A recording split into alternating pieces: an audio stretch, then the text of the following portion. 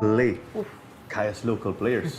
Oh, something I must interesting say, being floated we in. also have to give a shout out to the players like Barcelona. He played, I think, a good 60, 70 minutes before he got subbed out.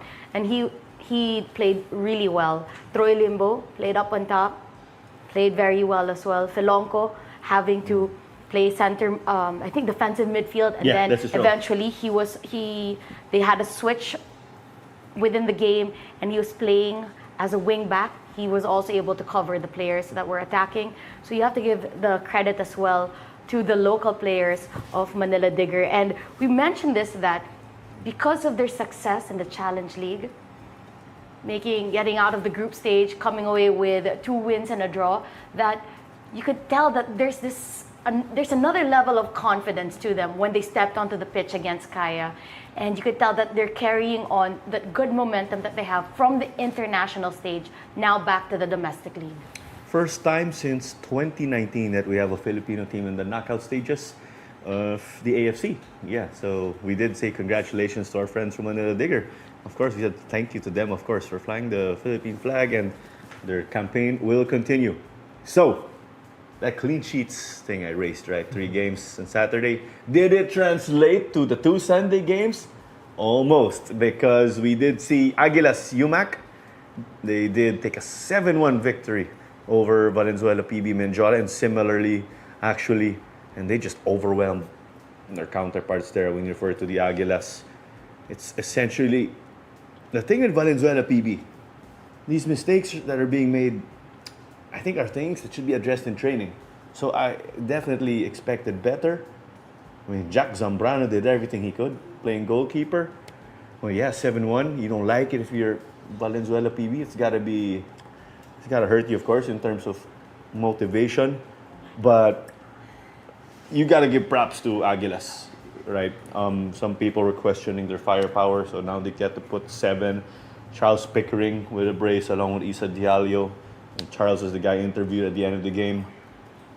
So the thing with Pickering, striker ba siya o wing back? He did a talking right here by playing attacking mid, and he bagged that brace. In 45 minutes, he scored his 2 goals in the first half alone. So yeah, congrats of course to Aguilas and Charles Pickering for that goal, for that victory.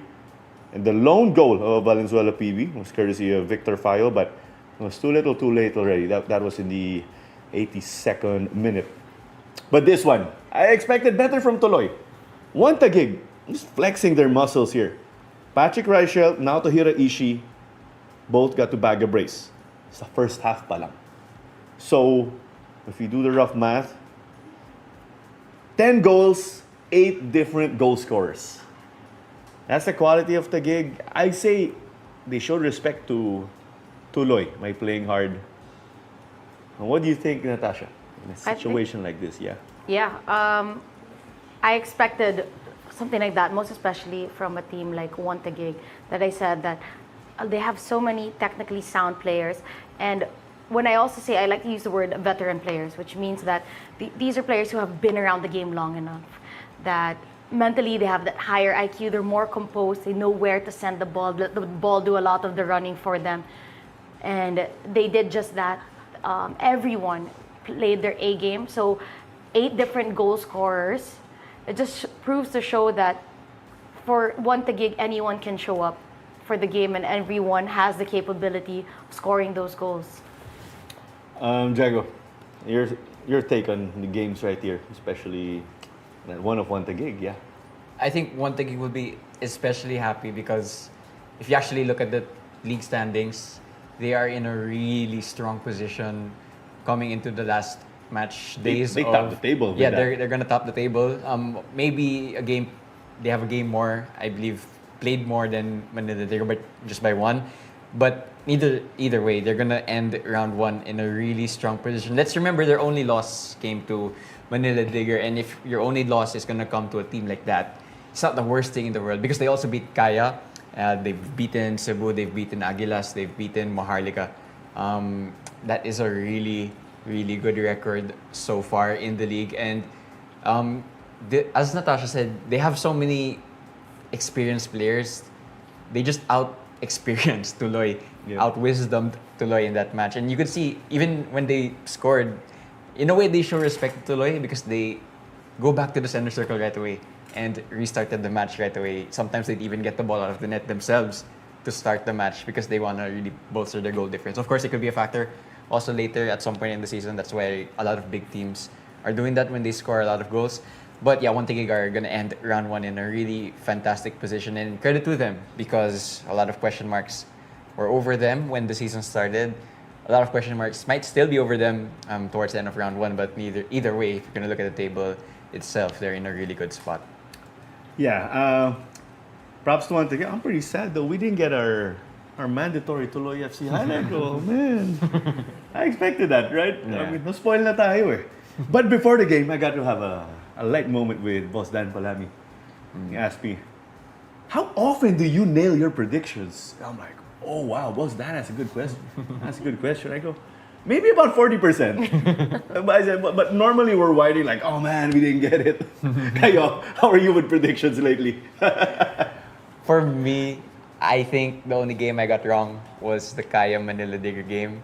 So unfortunately, I am not perfect. And actually, I think even though I got one game wrong last weekend, I think that's really one of the better performances for me because I usually get a lot more wrong in my predictions. But yeah, we make those predictions for a reason, and it's also to have fun whenever you get surprised in football. We do it to get burned. Actually, I did. Diego asked me to make to be one of the people to have the predictions for this week. It's fine. Weekend and for the past weekend, and I got all my predictions right. But I just asked, can you not add me to the ones there? But I did send him one, and I got all the predictions right. Sayang. When we get the message, of course, you're up to make predictions. Good luck. I We'll remember. start counting second round. We'll do the points, right? Oo nga Direct Glenn? pala. Wait, when you say get predictions right, the whole thing or at least who wins? For me, if you get the result right, you get a partial win. But if you get the Exactly. exact score, Oh, that yeah. should be like That's like yeah, That's yeah, true yeah. though. For the Yeah. Tuloy one, I said something like 7-2. Yeah, So I always yeah. expected, because you always expect Tuloy to score Exactly, goals, so I right? understand. my guy John Lloyd Halike didn't deliver, unfortunately. But we know they're going to look to bounce back in the succeeding games. But we will carry on. A red card, yellow card, but it's a bit different this time around. But we will first take it to the table. Medyo excited ako. Yeah, Wantigig leads the way now despite of them having matches on hand. Can we do let's call this a spot check. Top 6, yes or no? I mean, are we good here? Like our predictions? I think I have my top 6 right there. But the order, of course, a bit different. How about you guys? Do you feel someone has to be in the top 6, but they are not there, Jago? I think this was also my top 6, but the obvious team that will want to spoil my top 6 prediction is Maharlika, who are sitting just outside at 7th. We'll move on to it later, but they have a good chance this weekend to do something about that. Nevertheless, it's starting to form the top 6 that you predict. Obviously, the order, not quite yet. But I think also for the first round, the order won't matter as much as it will when the second round ends. So it's not final yet. Again, there's gonna be a lot of changes still, of course, in round 2 and round 3. But this is my top 6, and they are in the top 6. So a bit not surprised with that actually. No, I'm But not the good thing- surprised. Yeah, I was gonna- I'm not surprised it's like this, but I expected some teams to be a bit higher. But I'm not taking anything away from Wantigig, who's topping it right now. Oh, But what I love about this one though is that that's how it's a strong indicator that this is going to be a good season, or that it's panning out to be a good season, because every week everything changes. No one's just sitting pretty at the top. You love Every it. game Yeah. it changes, and right now you see Wantigig and Cebu are on top. Kaya and Manila Digger, who were the top 2 last year, are currently sitting 3rd and 4th. And so, and you know that if Aguila still play, if Stallion still play, they can still go higher up the rankings as well. That's what's nice, right? Because tandaan nga natin, may championship round, but your results carry over. So it's that really crazy marathon. And let's remember what's up for grabs again, other than number 1 picking up the title after 3 rounds. Number 1, will play in the ACL to qualifying playoff. And then in the Shopee Cup. In Shopee Cup, we're not so sure if it's a direct group stage or a qualifying playoff, right? Cebu had to go through the qualifying playoff. Number 2 will play in the qualifying playoff for the Challenge League. So that's pretty much what is up for grabs. And last year, again, just to remind everybody, we only had a point separating our top 2 teams. So that will pretty much continue. We'll get over, of course, to our next segment. It is not essentially hot takes, but do you say trick question? But anyway, it's something that gets all of us thinking. You get what I'm saying, trick question, right, Derek? If you had ₱1 million, what are you going to spend it on? Football video support or bringing fans to the stands? So for reference, football video support is a little similar to VAR. In VAR, you have a team of referees just watching the whole game. They're reviewing things here and there. I'm aware they can even interfere. But for football video support, I mean, I'll mention it since we're in the Philippines. It's similar to basketball where a coach will go and challenge. They have a card.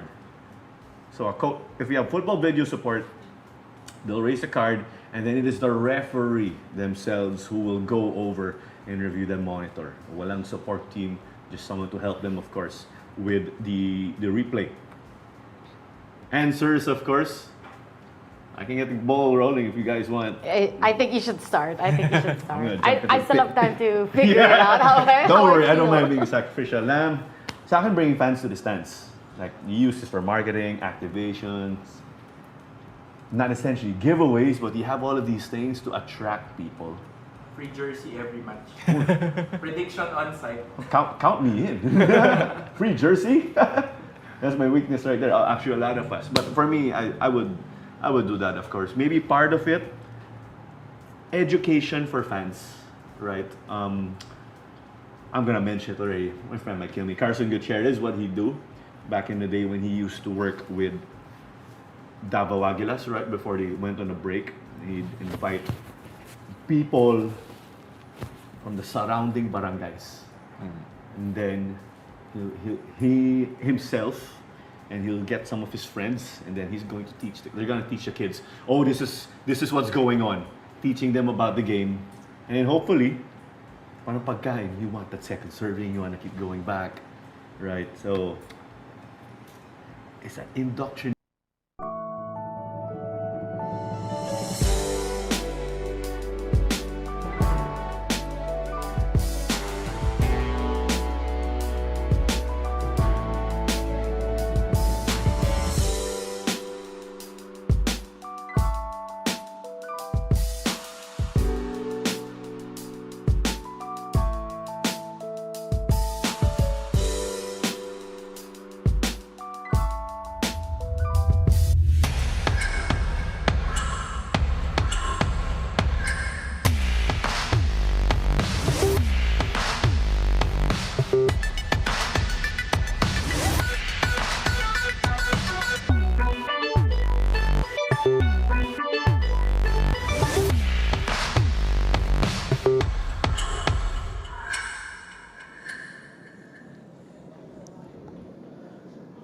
A battle right here between Minnows and Giants. We've got Valenzuela PB Mendiola and Dynamic Herb Cebu FC. The Brave Men squaring off with the Gentle Giants. Match number 47 at the Rizal Memorial Stadium in Manila. A big thank you for joining us on the social media pages of the Philippines Football League.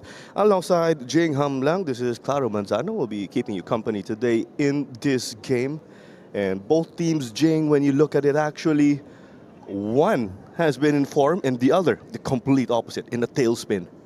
100%. That's a great way to put it. You have Valenzuela PB Mendiola, who started the season well, actually, and then have just found it difficult to rediscover the form that got them started in a great way. Meanwhile, for Cebu FC, it was a bit of a scuppered start for them, but they've figured out how to play again in a way that makes them one of the title contenders of the season. And, you know, they have an opportunity, a great opportunity to take top spot, at least momentarily, with a victory here tonight. We'll zoom in on our teams, of course, first and foremost with Valenzuela PB. And one key perhaps would be to sustain that energy for the full 90, because you see, parang nawawala pagkatapos ng halftime yung energy dito nila. Yeah, napaka-importante talaga that they start strong and are able to maintain a level of enthusiasm and energy against a Cebu side that are extremely hungry as of the moment. It won't be easy. This is a Cebu side that is ramping up to get ready for the ASEAN Club Championships or the Shopee Cup in a few days' time. So they're going to be raring to go and hoping to put in an impressive performance. When you look at their form, actually, it is actually 6 straight losses already, unfortunately. And in all of these losses, 35 goals conceded. Everyone's got to be concerned with that, without a doubt. 100%. When you concede more than 5 in so many matches, not only is it bad for your record, but it does something to the confidence of your players, right? So they're going to be wanting to remove these things. They want to be goldfish at the moment, right? They want to be able to forget all of these results and just focus on not even the full 90 minutes. Focus on the first 10, then the next 20, and getting into the first half. That's got to be the focus for Valenzuela, PB, Mendiola. Just get the simple things right. When you look at their starting lineup, actually, they have a key change right here. Juan Renya will be suiting up at center back. Now, that is his usual role, but he was not around for them last game. Will this be the moment for them, of course, to get their groove? Well, you know, time will tell. The thing about Valenzuela, PB, Mendiola is they do have the ingredients to be dangerous. And if they are able to keep things tight at the back, you never know what they can produce. The likes of Isaac Ano, Johan Fofana, Christian Lampas, if he's able to anchor the midfield correctly, they have the tools to be very dangerous. So you hope they're able to find that synergy required in order to be a threat today. Interesting also that they do have, I will say, a Manila Montet survivor in Victor Felicia, who is nowadays Mendiola squad, of course. A player to look out for, Juan Renya, as we've mentioned. He is very experienced in the collegiate ranks with San Beda, and I am mentioning this because we get to see he's able to hang with the big boys when he's being utilized right here for the Brave Men. We're talking about keeping it tight and keeping it solid. Juan Renya is going to be crucial in making sure that they have that energy all throughout the 90 minutes. And it's important to be able to frustrate Cebu. When we saw Cebu take on Philippine Army, it took them a long time to be able to start piling on the goals. Valenzuela, PB, Mendiola could take a page out of that book. Now, let's see, of course, because execution is always different when it comes to just taking in theory. But we have 90 minutes to prove that again. The winner will not be determined after 45 minutes. But with that, of course, we are eventually going to take it to our coach interview for Valenzuela, PB, Mendiola to see, actually, what do they have in mind heading into this game in a bit? With respect to the Cebu, they play for the goal difference. So for us as a Brave Men, we stop them, and nothing to lose for us. We try as a Brave Men of Mendiola, we try our best to get that 3 points, of course. We've mentioned like a broken record, of course. If they go down, they're going to go down swinging. But perhaps it's time already for them to start bringing in those results again. And we're talking about W's. But with us wrapping up Valenzuela, PB, Mendiola, let's head over to Cebu FC and the Gentle Giants. With Cebu, of course, things were looking bleak. But it seems like they got their act together when they started to control the game and essentially not sit back and absorb pressure. One thing I love about Dynamic Herb Cebu is their nickname is definitely something that doesn't describe the way they play. There's nothing gentle about their approach, and that's something that I really enjoy watching, is how ruthless they've become as a side. They are quick to take advantage of any space you provide them, and the key to victory, as you've mentioned here, Claro, is don't sit back. I don't think this is going to be an issue today for the side of Coach Glenn Ramos. They've been so good at being direct when needed. They can play through when needed. They have all the tools and ingredients to be such a threat. And I think the results in recent time have shown that Cebu are back to being bona fide title contenders. Unbeaten in 5 games at the moment. That's how things are shaping up right here for the crew of Coach TGR or Tomasito Glenn Ramos. There is that blip, a 1-1 draw to Manila Digger. It hurts you more, of course, as opposed to helping you. But still some promising form here from the looks of it. Yeah, they've overcome some really tough hurdles as well in Aguilas and Maharlika. Doon natin nakita na, okay, they're turning the corner and they're getting ready to make that push again for the title because they looked sensational in those games.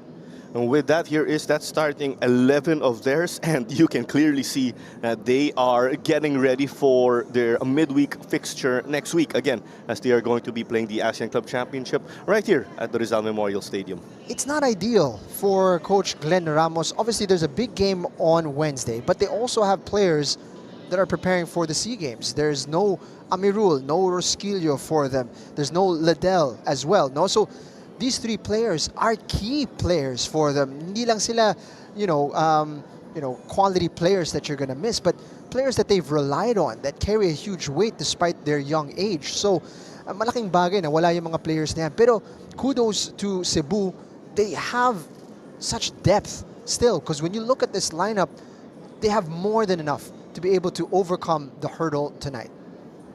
And that's big with you mentioning those players actually who are eligible to play in the Southeast Asian Games. That's essentially 3/4 of their backline. You could have made it the entire backline if Brian Villanueva weren't here, but seems of course he is going to focus on club duties for the Gentle Giants again. And with that, of course, wrapping up our starting lineup for the Gentle Giants, let's take it to our player to look out for. It's got to be Papu Korsame with the way he has become the heart and soul of this team. If he struggles, the team struggles. And sometimes, in tough situations, or even at times, he's able to punch them out of that difficult hole and bag a result. He wears the captain's armband for a reason. Papu Korsame, he's the personality in which Cebu want to model themselves on, right? He has that fighting spirit from the first whistle to the last.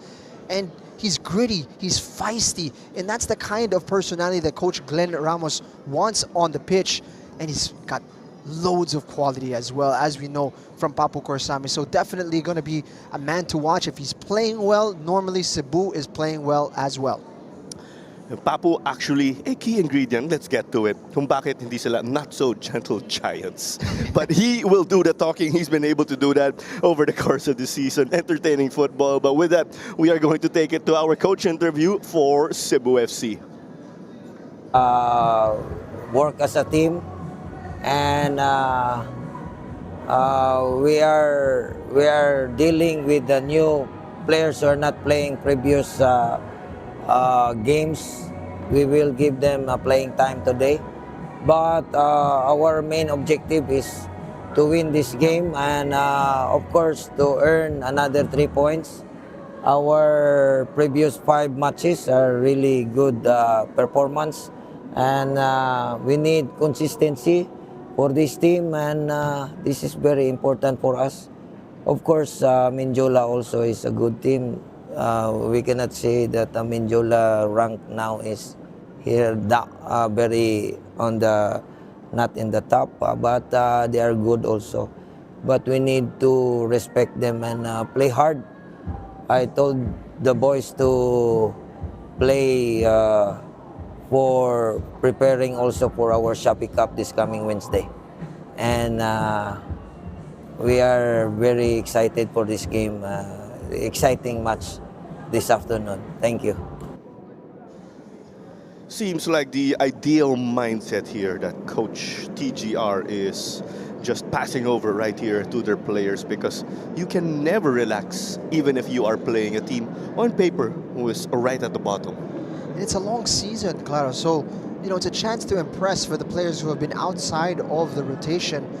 And you still have it's a 25-game season technically, right, especially for the player or for the teams that are going to be moving on to the championship round. So there's a lot of games to go around, and in a match like this, when you do get your minutes, you have to make your statement, your message to coach that I deserve more minutes.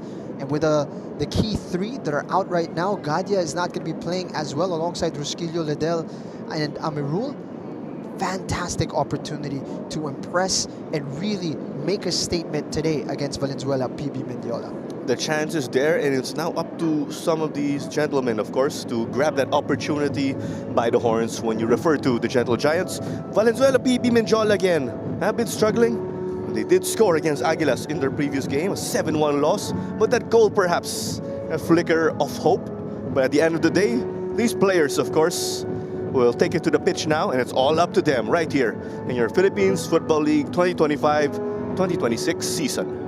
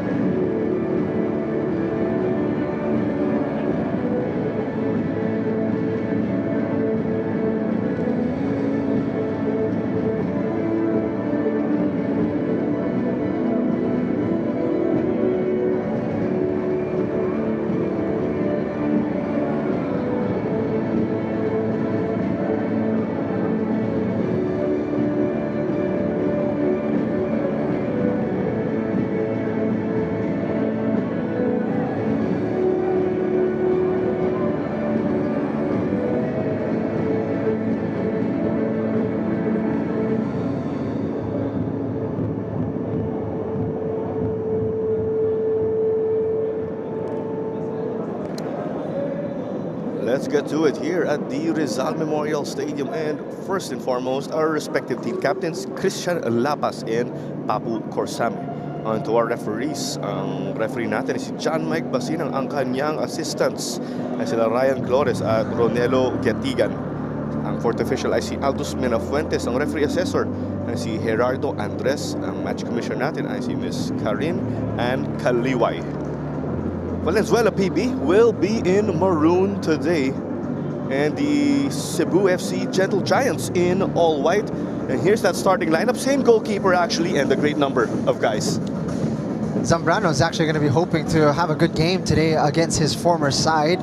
Certainly won't want to be conceding a lot facing his former team. Jason Soberano will be relying on some similar tools that he's had in the past, but he's going to want them to assert themselves in a different way today. Again, he said there's nothing to lose for them, so they should go out there and really give it everything they have so they can close out this year on a high. And over with the Gentle Giants, of course, one of the players getting that prime opportunity to step up, there's Jacob Liao. Yes, big opportunity for him. Used to be one of the first names on the team sheet in previous seasons. He's found himself on the outside looking in after recovering from injury. This is a game for him to really make a statement and showcase why he was such a regular in the past. Esrom Paulos is also getting the nod. Oftentimes he would be that spark plug, but is one of those main men in the offense for Coach TGR pictured. And we have our game changers, of course. JB Borlongan, someone you expect to be starting along with Lea Makiling. It just speaks volumes here on that lineup of theirs. But maybe Victor Fayol will also bag another goal right here for Coach Jason. For JB Borlongan, I'd expect he's going to get at least 45 minutes today, possibly in the second half, but that could be also because one eye is on the Selangor match in a few days' time. He might be somebody that's considered a key player for that game, so he's not going to get the full nod for 90 today, but JB Borlongan, we know what kind of a talent he is. You got to see, of course, some of the young, passionate fans of Cebu, as this game was kicked off by Frank Isaac Ano. Kaj Amirul and Jaime Rosquillo are actually catching the game in the stands to cheer on their teammates. And once again, Valenzuela PB in maroon, Cebu in all white. It's important for Cebu to be able to score early in this game. one of the things that kind of held them back in that match against Philippine Army is medyo natagalan sila to get into their flow, and that added to a level of nervousness, a little bit of hesitancy. If they can get it on the score sheet early, that will allow them to puff their chests out and really express themselves. The thing with Cebu is that when they faced Maharlika, which is one of their previous games, they scored in the 3rd minute, courtesy of Noah Liddell. So that's something they're trying to go for. Behind Paulos, trying to connect on the right wing with Rico Andes. In traffic here now, Valenzuela PB putting the clamps. Renya sending it a bit long. Abusi gets to collect. But in that game, or that win of Cebu versus Army, 5 goals, 5 different goal scorers, 5 different players also connected with them or set up these goals. And there you see that there's quality all over the pitch for the Gentle Giants. They're starting to connect with one another much better as this season continues to unfold. Over to Korsami now, getting it to Fati. Sending it to the middle. There you go. I'm sure that's what Coach TGR ordered. No points for guessing if Rico Andes is going to score for Cebu. But absolutely exquisite was the build-up, incisive, decisive, in just pure quality in front of goal. Rico Andes, he's such a killer when he's in this type of area, but it's put on a plate, and then the desire from the young man to attack that header. A beauty of a goal from the Gentle Giants. Rico Andes, of course, that's essentially his 8th goal of the season. And when things were looking tough for them early on, people were noting, puro Rico Andes lang gumagawa o may score. And now that the different pieces here are chugging for them and are scoring, that's going to make them a very dangerous threat. Give Rico Andes a bit of room and he will punish you. And as you mentioned, with so many other weapons firing as well, Rico Andes is bound to have that little bit more space, or at least he's gonna attract a lot of attention and allow others to score. But you see why there's so much attention being placed on him, because you give him an inch and he will take it. Also, sorry. Such a big fan of this player because of the level of, you know, he's such a predator in front of goal. And, you know, it's almost a lost art being just a pure striker. And Rico Andes is certainly that. And this is not his first stint with Cebu. There was a time where he was under the late coach Mehmet Kakil. He was being played as a fullback, and Rico got his spurt with Loyola last season. Hence the Gentle Giants signed him up to play his natural position. Just like that. 8 goals to his name, and he is by far their leading scorer. Iba rin na nasa natural ka na position mo, at iba rin pag ang taas na ng confidence mo na alam mong inaasahan ka ng coach mo. So really we're seeing that transformation for Rico Andes, and it's such a joy to watch. We have here a really promising striker, and of course homegrown. No, it's actually quite rare to see that. Normally teams will place, you know, their foreign recruits in the position where they can bag the most goals, but Rico Andes is being asked to carry that load, and he is repaying the faith in a big way. Paulos cutting inside. Andes on that long list of dangerous, prolific FEU Tamaraos. It's with him now. They tried to go for Pinto earlier with that run, but it is cleared off and sent to the side. So there's the anchors again for Mendiola, Nyon Renya and Gustavo. Call him Gustavo because he is Brazilian. He jokingly says, call him the Brazilian daddy. I love the name, but a little bit worried about the defending that he showcased there against Rico Andes. He needs to be more alert and alive inside the box. He's got to be on his toes there and not flat-footed. Because Rico Andes, as we mentioned, he's the type to pounce on any weakness. What was difficult for Mendiola in the last game versus Aguilas was the same. They were essentially out of sync from top to bottom. attack to defense. So there's only so much that Jack Zambrano could do for them. This is, unfortunately for them, a familiar story. And the players really need to be able to shake that off as quickly as possible and reassert themselves in this game. Villanueva will knock it back to Rami Jaridi. Cebu playing that patient game. They could slow it down and manage the game just a bit, and that could essentially get them more attacking chances. Well, couldn't work out here for Kamis. Abusi not playing in an attacking position, but as we know, he could play anywhere in attack and in midfield. I'll correct myself, even defense.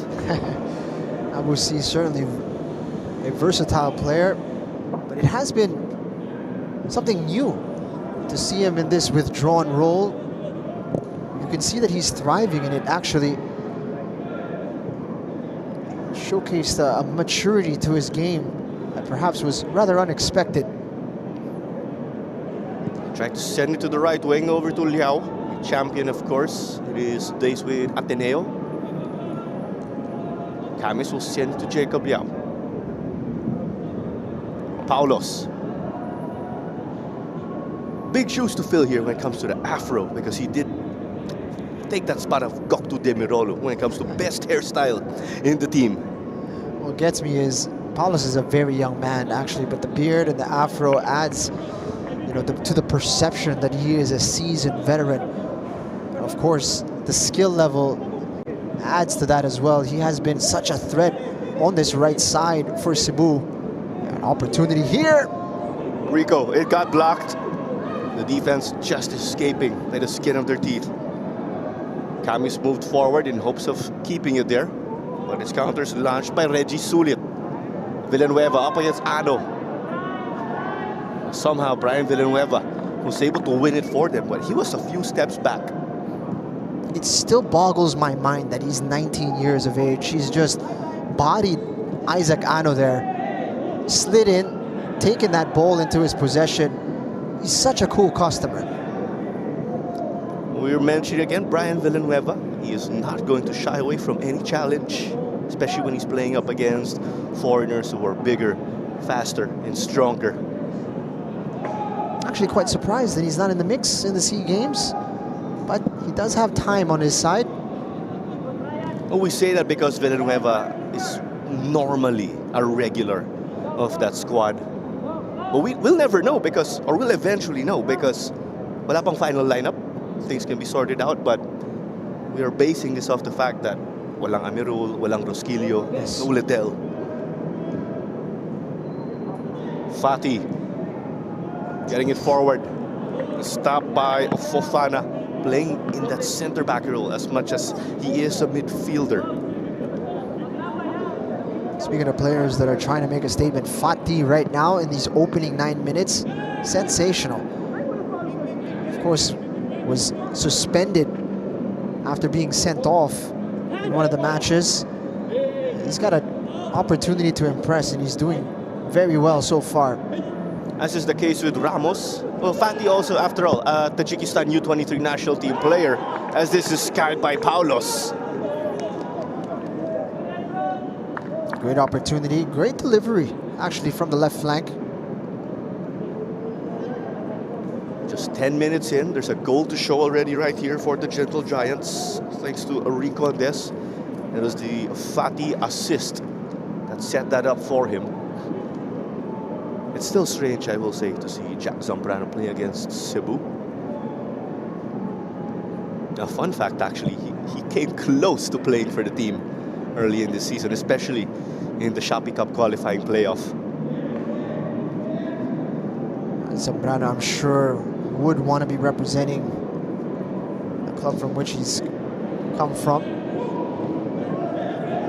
Fati got stopped, yes. At the same time, you look at his opposite number right now, and Rami Jaridi is a sensational pickup for Cebu. You could see his quality oozes from in between the sticks. A real, you could say, a game changer from that position. What do you call those stripes that you put right under your eyes, right? Sa dating pa lang ni Rami Giridi, alam mo magaling na eh. You know what I'm talking about, right? It's all about, you know, his capability to perform, right? He doesn't do it for style points. He does it because he wants to be 100% out there for Cebu. And so far, sa nakikita natin, isa siya sa mga pinaka-angat na mga goalkeeper of all the 11 teams in this league. The man, of course, with caps for Tunisia on the international level.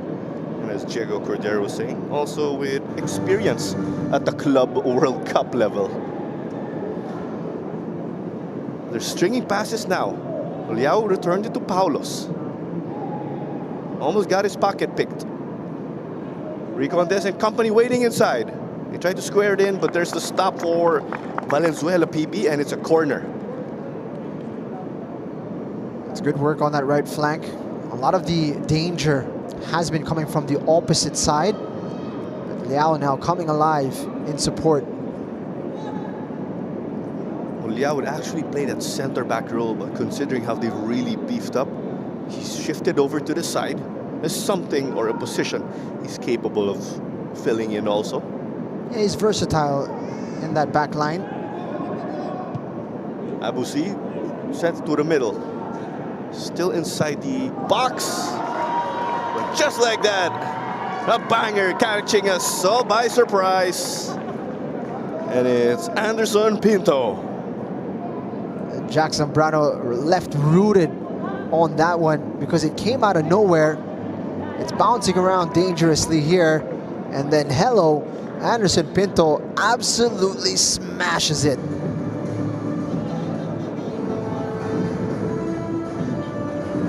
Hit low, hit hard. Just was presented to him and he doesn't need to be asked twice. Anderson Pinto absolutely destroying that one. And this is the dream scenario para sa Cebu FC. 2 goals in the span of 12 minutes. They are up and running. They've got a great platform to build off of. They want to get into that cruise control mode so they could properly lift off the gas, stay there, so they don't risk any injuries, any wear and tear in time for Wednesday again. That's when they will be playing again in the Asian Club Championship or the Shopee Cup right here. Coach Glenn Ramos was made to sweat a bit against Philippine Army because not only were they not able to score the number of goals they were hoping for, Philippine Army was actually proving a threat in that game. So ngayon, 2 goals, may caution na sila. And again, you're not going to need to be risking your players unnecessarily in this match. And again, may chance siya ngayon na kung gusto niya mag-rotate sa gitna ng game to remove a player that he feels is going to be crucial for Wednesday, he's going to be able to do that. Jola now stringing passes together on the left after Aningalan got them that stop. Trying to play this one to the left. Liao back to Jaridi. Trying to play the numbers game at the back to be able to build up and escape. Navigated well there by Liao. Under pressure. It's almost like a test that he was placed into there by Jaridi. As Villanueva on the opposite side was with a lot of room. Rico Tufati, no good here. Flag was raised. That is not going to count. Oh, that's a tight one. I was looking at it the entire way. Rico had delayed his run just momentarily. Honestly, I'm not quite sure if that was the right call. Nonetheless, the Gentle Giants lead 2-0 for the meantime. Rico Andes opened the scoring in the 2nd minute. Anderson Pinto doubled things in about the 12th. And you saw there, Rico Andes turning provider. Of course, that goal was ruled out, but the pair have been working well together. Fati and Rico Andes, what a threat up front. And then you had Papu, of course, who is that fullback. Over to Pinto. Can they keep it in? Not the case. He was hoping, of course, in pushing his luck. I would like to think that he was trying to make it go their way. It's a clever move, actually. just couldn't control it there. Anderson Pinto is going to be a little bit disappointed, honestly. This is something really disappointing from Gustavo da Silva. He's got his hands up, but his feet were so far off the ground when he released that ball. It's almost criminal to be giving up that type of infraction at this level. You expect a little more also from Gustavo, given his experience in the Thai League. This is his second stint with the club also. He played a bit in that second half. Sandes was floored. Things getting a bit heated here. The clearance also did go to a player. Discussion being had. John Mike Basinang taking charge of the situation. He looked like he stepped over but did not make much contact for Fana. The referee's decision sticks here. But these brave men will have to be careful. They carry that on, they could get booked. This is what I like about John Mike Basinang. He's not afraid to have a conversation. He's explaining his perspective here, making it clear to everybody what he saw, what his decision is.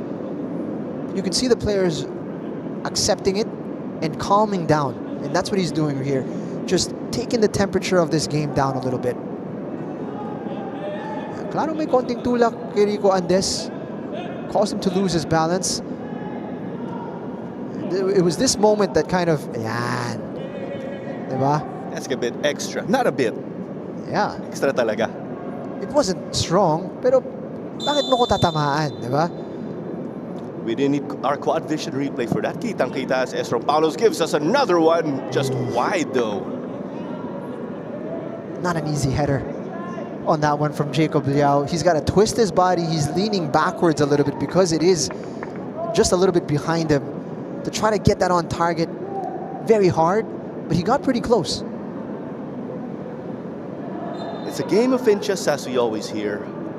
If you make, or if Jacob Liao makes some of those adjustments, perhaps he'll be on target to challenge his former teammate, Jack Zambrano.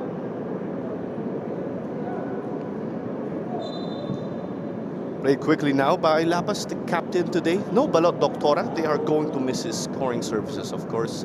Balot, after all, leads the team with 3. But Ano will try to step up now. Blowing by. Jaridi denies that. It's a great move from Isaac Ano. He's made contact with the goalkeeper, it seems. Jaridi in some pain. This is not the first time that Jaridi has taken a hit like that and has gotten shaken up. In that close loss to Wantagig, Jaridi kept the team afloat. It had to be taken off in the end. Coach Jay Sean with his work cut out here as there is a gentle giant down. Only way is up for the brave men. There's certainly a lot to work on, but certainly, you know, there's a lot of room for them to move into in terms of their improvement. It's really just about taking it one step at a time for Valenzuela PB Mendiola. But at the same time, they need to be looking at teams like Manila Digger, at Maharlika. You know, these are teams that are making strides quickly. They need to be taken into account what is making these teams so much more competitive, much more quickly. And in this losing skid of Valenzuela PB Mendiola, most of these opponents are actually championship round contenders, mean teams who want to make it to the top 6 and to advance. 35 goals conceded, and they got to score only 2 goals. That's tough. On paper, they're expected perhaps not to get these points, but it's the manner in which they're conceding these defeats.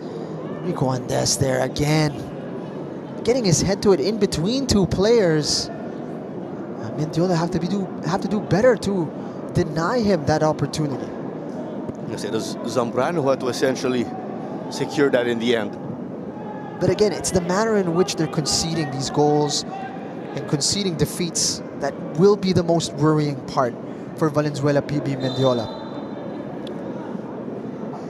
And with what I'm going to say, of course, you play to win, but it's a lot different if you lose 3-0 as compared to 7-1, 9-0, 7-0. 8-0, 5-0, just some of the score lines right here. The only close loss was a 2-1 defeat to Garelli.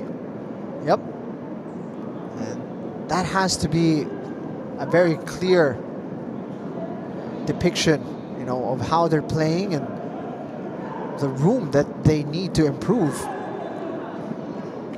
Certainly, they can't keep going down this same path and think that the results are going to change. They're going to need to make a turn somewhere to freshen things up. Similar story to last year, come to think of it, because Mendiola were already at the bottom of the table. With this new season, which is not so new anymore, we will say, you expected better things, a retooled squad, of course, with different talents coming in here and there, but still the same on paper, unfortunately, when it comes to results. It's really down to their synergy. You know, you bring in these new recruits, you're trying to create a new core for your team. They really haven't found that connection as of yet, that chemistry that will carry them forward and say, this is the base from which we'll build. Right now, it's all up in the air. And that's the biggest challenge for Coach Jay Sean, is to be able to found the foundation from which he wants to build. Because right now, it's looking like shaky ground. And Coach Jay Sean has been there, of course. He's been able to experience these tough things as a player, so maybe he could bring those on as a coach and implement the different things that he would like to see here and there. Villanueva's here. He is from the Taloy program. Also, they get to play for FEU in the high school ranks. He's gone a bit more of an unconventional route. Stand out in that high school program of FEU, won the title, then went straight and made the jump to play in the PFL. It's not for everybody, but I think for a player like Brian Villanueva, he's made the right choice in that he's testing himself against men already as a teenager. And I think that'll hold him in good stead moving forward, because when you see him at 23 years of age, there are players that are still playing at the collegiate level at that particular age. And Brian Villanueva will have 4 years in the top flight. That's going to be incredible for him. I think Mendiola got away with one there, like a push on Fatih. Fofana getting the stop there versus the Tajikistani. And the thing here with Villanueva, mukhang mama na siya dito on the pitch. It's not like, uy, may totoy sila dito, naglalaro. Chance inside. Oh, not from point blank, but really close. Paulos couldn't frame it. 20-year-old was in a great position to score there. He's kind of scuffed the effort a little bit though. But just going back to Villanueva, yes, he doesn't look like a child in there, but you can tell that he's not fully filled out as well. As a 19-year-old, he's still going to build muscle. He's still going to, you know, fill out as a player. So he's going to be even more formidable moving forward. It was poked away from the feet of Rico.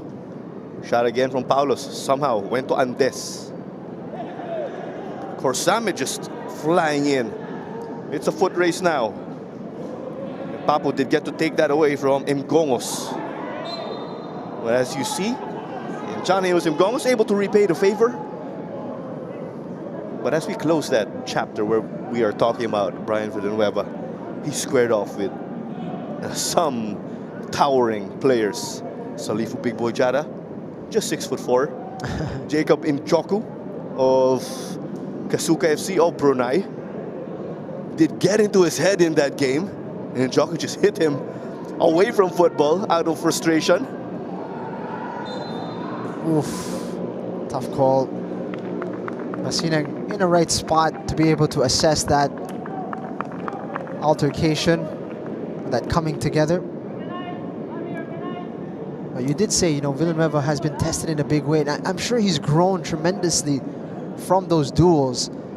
When you look at his personality profile, it really fits in with this feistiness, this grittiness of the CEBU side. You've got Papo Corsame, Jacob Liao, Daniel Gadia. These are the players that they don't take any nonsense from anybody, you know, and Brian Villanueva embodies that kind of character even as such a young man.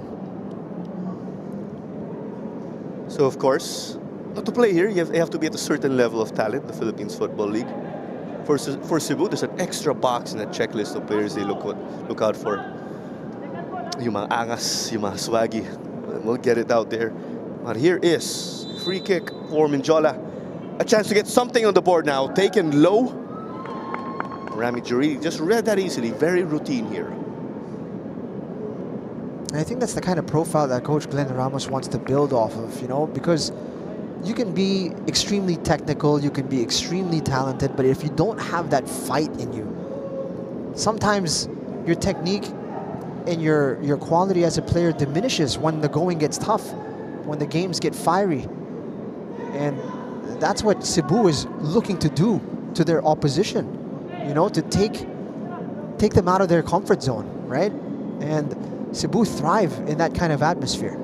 The tide here somewhat changed for the Gentle Giants in that 1-0 victory of theirs over Stallion Laguna. As they'll knock it back to Zambrano, then send it high, sent it on the ground. And we say that, of course, with Cebu turning the tide against Stallion in that game because they were sitting back, goalless the entire time. You and I called that game, Jing, and then Rico Andes just worked his magic, got them a goal out of nowhere. They showed that fight in them. Yep. Not that you want to be or have your back against the wall every time, but sometimes you got to pull off a result, even on your toughest days. They've got that in them, and they know they have that in them. That's the thing. It adds to the level of confidence that kahit anong mangyari, basta hindi pa pumipito yung referee, may chance pa rin tayo. And that's going to be a big deal for this Cebu side because we do expect this season to be very tight. It's very competitive, especially at the top. And we're going to expect that Cebu is going to be amongst those fighting for the title. Clearly favorites, of course, to make it to that magic 6. After all, yes, they are playing on the regional stage again, at the ASEAN level. But Cebu did get to spend the last 2 seasons also playing on the continental stage, the AFC Champions League 2, and even the AFC Cup right before that tournament was rebranded. And the thing is, they started a bit slowly in this first round. There were a few question marks as to whether or not, chance here. Lovely here from them as they connect. Perhaps that shot of Antes was lacking in venom. Well, you could see they just executed that play to perfection. Menjola looking to counter, but just sent long, and Villanueva read that. You know, I think Claro Rico was trying to square that to a teammate. I do like the version of Rico Andes that is a little bit more greedy, a little bit more selfish in front of goal. As Fatty will chase it down. So minsan okay maging swapang, di ba? As we know. Pag striker ka, yes. Let the games begin here. Fofana and Kudoy Dodsoda both getting a yellow. Let's go back also to that time Fofana pushed Fatty over and to the side. You were saying? John Mike Bisinang here saying, this is not a discussion, guys, all right? Enough of this nonsense. I'm not going to allow too much extracurriculars when the ball is not in contention. And those 2 players squaring off like that, he's trying to nip that in the bud. Trying to get into the head, of course, of the winger. But it is going to be a throw-in for Korsame. Kudoy Dodsoda, the second Tajikistani again to play right here in the PFL. The other being Amir Churaboev, who did play for Tajikistan against the Philippines earlier this year over at the New Clark City Athletic Stadium. We've got some good teams out there in the Tajikistani league. You can see those 2 players, they've been standouts. Shot from distance, no good for Ramos.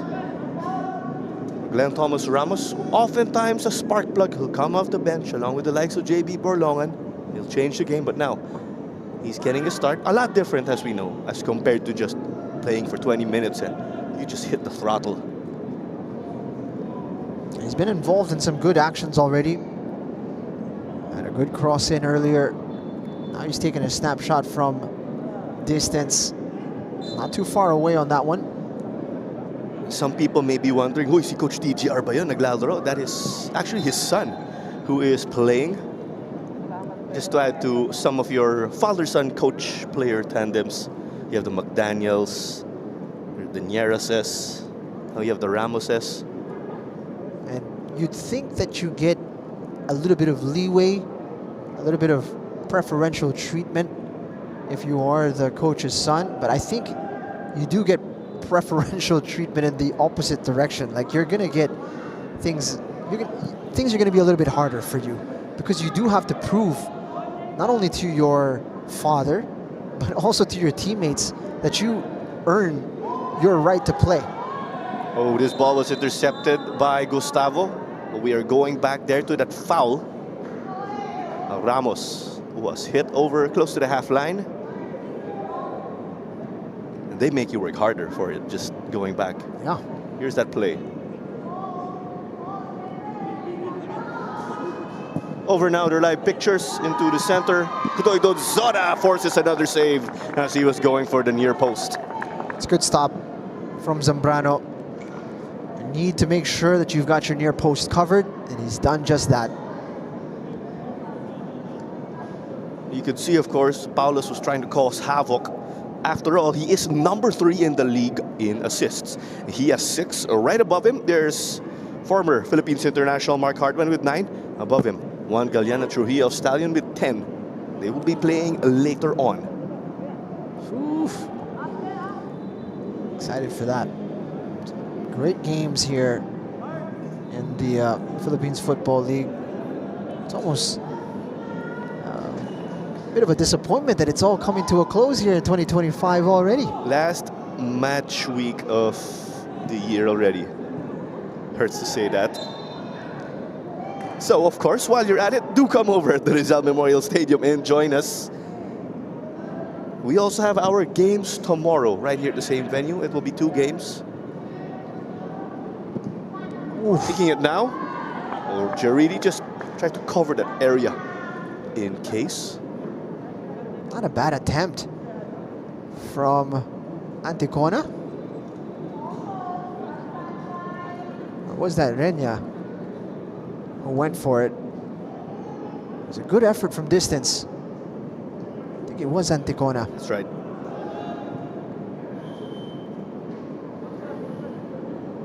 Traffic from right to left again. That is for the Gentle Giants in all white. Valenzuela PB in all maroon. A big thank you for joining us also right here on the PFL's Facebook and YouTube pages. Clara Manzano here alongside Jing Hamlang. Papu just sent that over to his defender, or to the opposing defender. No call here, but they had time to pause, of course, and react for a bit. Well, Anticona actually with citizenship with France and Peru. Abusi, forward ball. The whistle there as Andes was trying to collect the scraps. This is just going to carry over later on to the second half with attention, physicality.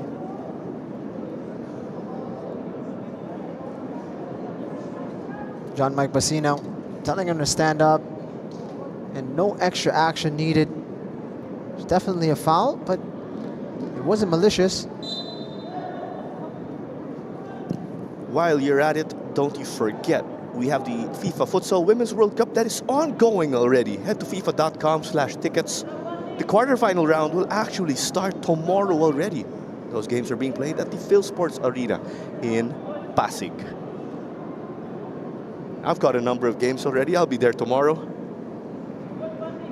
You enjoyed it, Claro? Absolutely. The atmosphere? Absolutely. Everything they've been preaching. There's a back and forth action also with the game atmosphere when there's a home game for the Philippines, unfortunately. The Filipino 5 eliminated already. But the tournament still goes on, as we know. But back to the action. Kutoido Zora waiting for numbers. Trying to go for Rico. Almost connected. That would have been another highlight. What a ball from Fatih. Paulos put it in. Ramos. Off of Fatih and in. Another team goal here for the Gentle Giants. Just carrying on that fine form from last game. Another great goal from Cebu, and credit goes to Ramos. Fantastic close control in order to make that opportunity. It bounces up, touches it here. That's a great touch, and puts it on a plate for Fati to finish. Sensational from Cebu, and they just keep on rolling.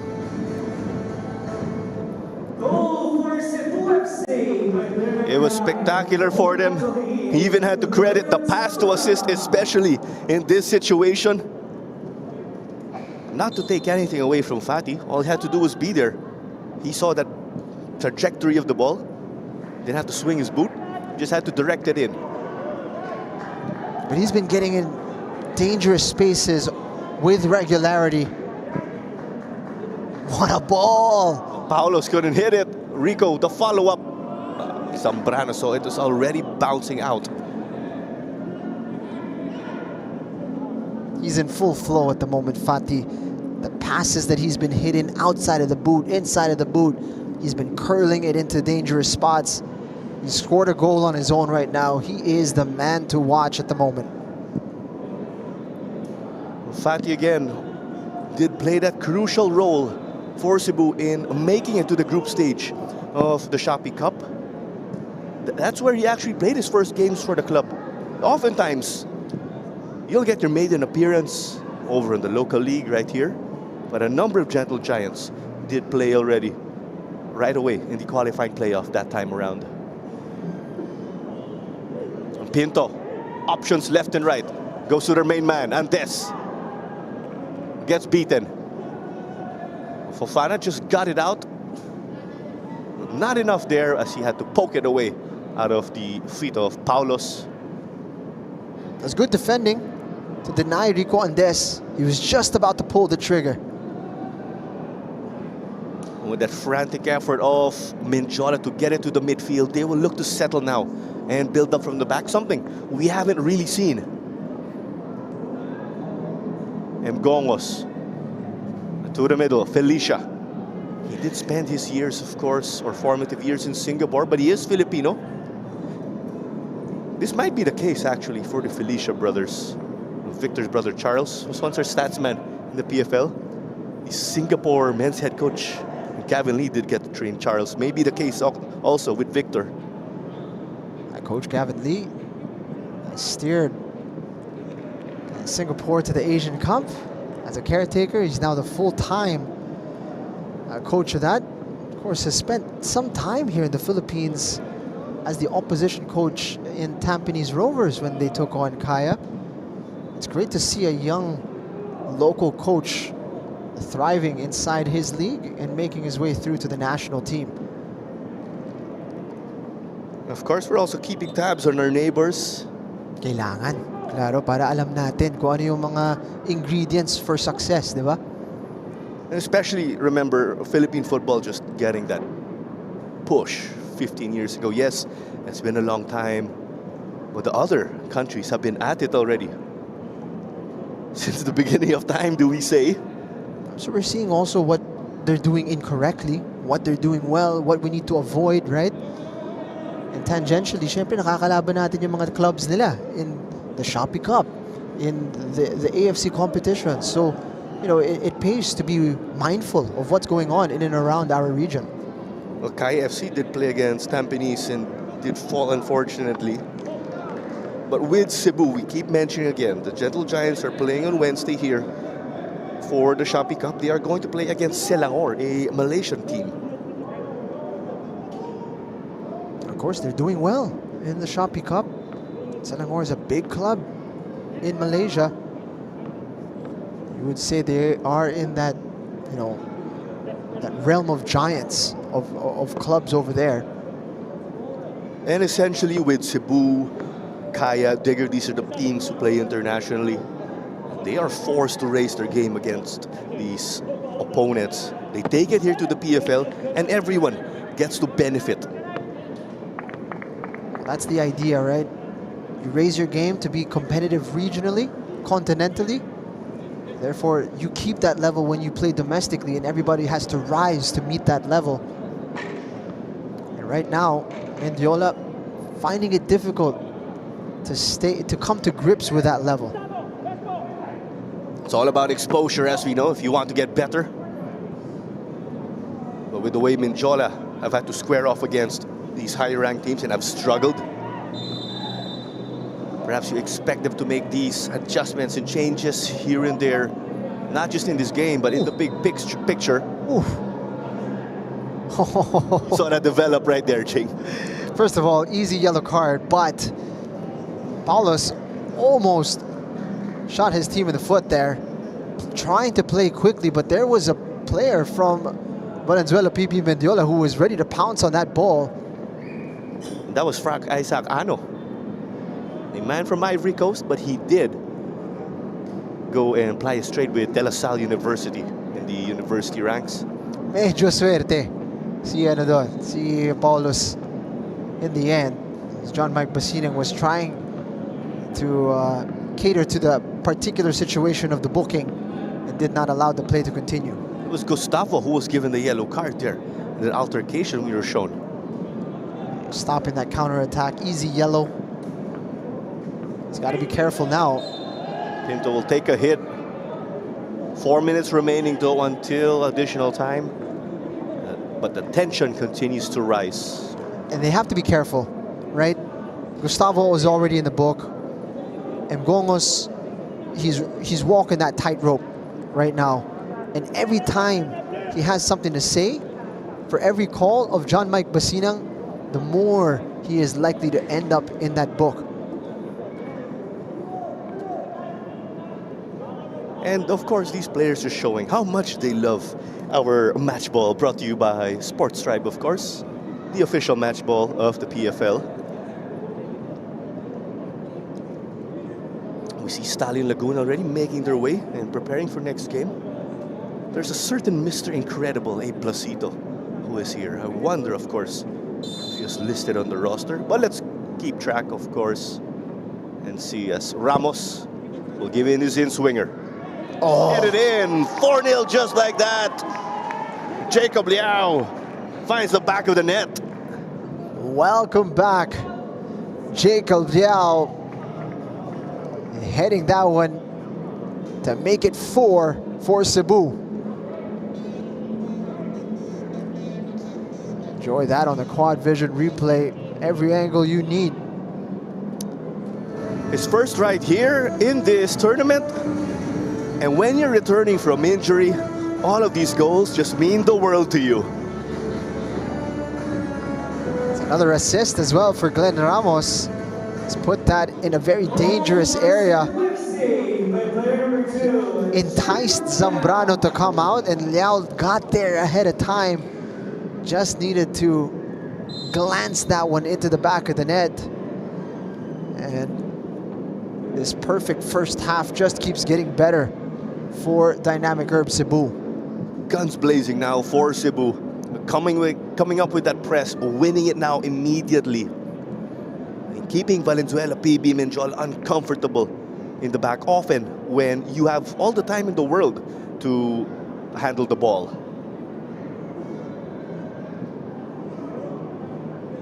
Fati knocked it to Papu. Corsame taking on Mgongos. He wanted to shoot that rocket, but it was blocked by Felicia. Fati, heel cross given the space. It was taken low, but just went into the feet of Gustavo. Over to La Paz. Hit it to the left now. Ang aningalan on the left wing for them.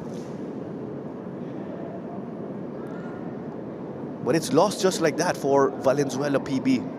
Their build-up just stopping in the defensive end of that midfield. Corsame will get it to Ramos. And also give us a follow on TikTok _WeArePFL_ as we have 2 minutes of additional time as confirmed by Aldos Mirafuentes, our fourth official. Pinto. The Gentle Giants smell blood. They want one more here, especially with the way they are handling things. Why not? It's been one-way traffic. They can make it 5. Will add a measure to their goal difference. And that's what they're trying to do here. Trying to make up for what they weren't able to do against Philippine Army. It's 2-on-3 though here on the left. Should teams be tied again with or on points, the next criteria will be goal difference. Goals scored minus goals conceded.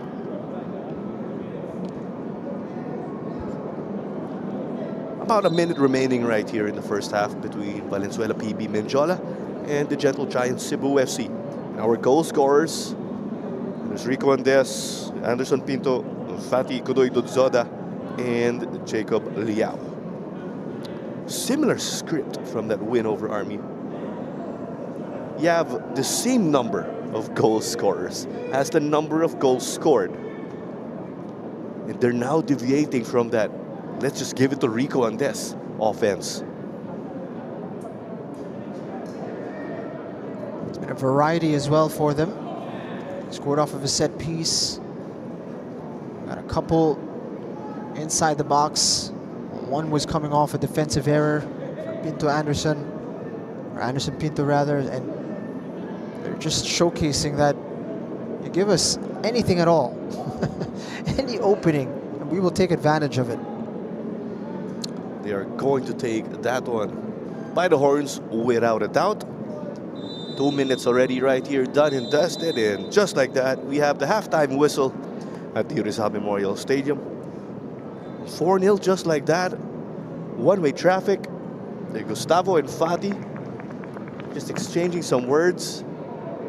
Light moment there. But we'll be back after this break again, and we'll see you in a bit.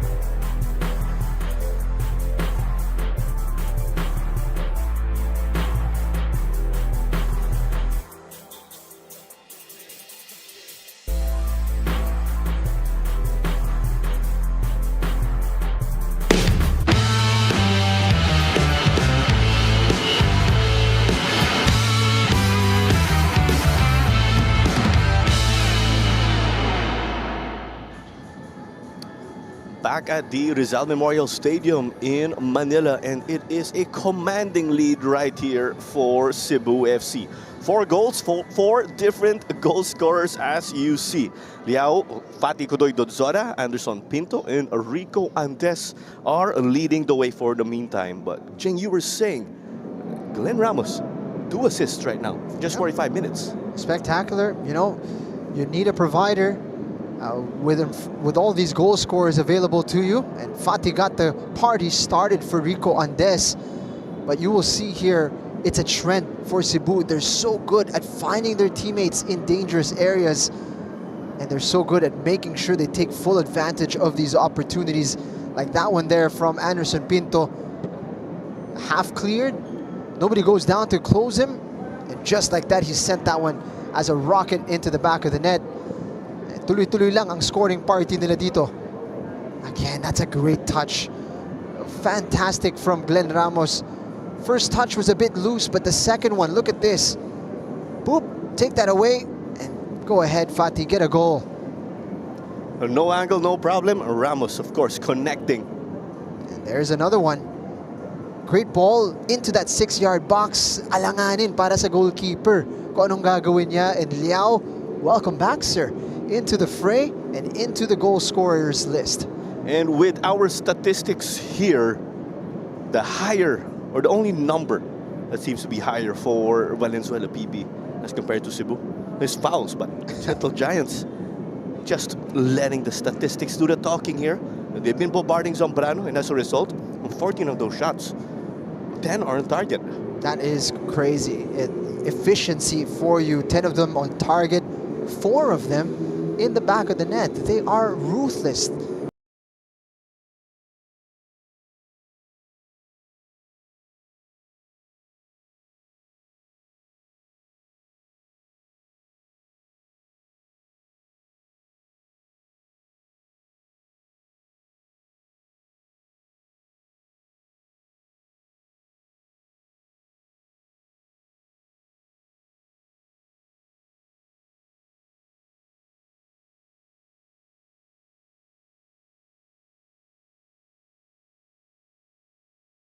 We have just wrapped up 45 minutes. They'll have to manage that a bit also. We are expecting subs for Coach TGR given the activity that we are seeing in their technical area. A look, of course, at the community out to catch the action here. But do join us again at the Rizal Memorial Stadium. If you are unable to do so, you could catch the live stream on the Philippines Football League's Facebook and YouTube pages. Also give us a follow on TikTok _WeArePFL_. So many ways to be able to watch the games and connect with the community. And it's great to see how much enthusiasm there's been in the first round of this competition. And we've still got so much football to enjoy moving forward. Ito na nga yung sinasabi mo, no? Some changes coming on the side here of Dynamic Herbs Cebu. You see Leo Makiling and Incabo are about to enter. As is the case with Bolchol Tong, who dons the number 33 jersey. 3 subs already. They've utilized majority of what they have available. Just 2 more remaining for Coach TGR. But with these subs, again, they are looking to manage that load of theirs. 45 more minutes here. Looking at those that have been relieved of duty, it looks like Rico Andes will not be able to add to his tally tonight. He's already found the back of the net once. That's all he's going to get. Leo Makiling kicked off our second 45 right here. The Cebu Gentle Giants are in white. They are playing from left to the right. Valenzuela PB Menjola trail 4-0 and are in maroon. A big thank you for joining us again right here on our social media pages. Let's see now what response will Valenzuela PB look to mount. Sent over to the side there. Judging from the substitutions, you'd expect that Rico Andes, Anderson Pinto, and Pampo Corsami are going to be heavily involved in that match against Selangor on Wednesday. You could expect them to bring out the biggest of the big guns for Cebu FC. That's just the case with any international game for Manila Digger and Kaya FC Iloilo. They're getting Zambrano involved now. They're looking to stretch that defense. Makiling on him. Cebuano versus Cebuano there. Gustavo, who appeared to get hit by Fati. Here he comes now. They send it to the side, courtesy of Tong. The captain, Lapas, will slow it down. But the whistle is blown here again as Gustavo is down. He appeared to get hit on the upper leg while dueling with Kudoy Dodzada. Oh no, it might be the knee. He's going to need treatment, that's for sure. Fati didn't do anything wrong. He just went for the ball. It's not good. Gustavo's giving the signal to sub him off. I think he's saying that he felt a bit of a jarring in his knee. So here comes. They're going to need the stretcher to come on.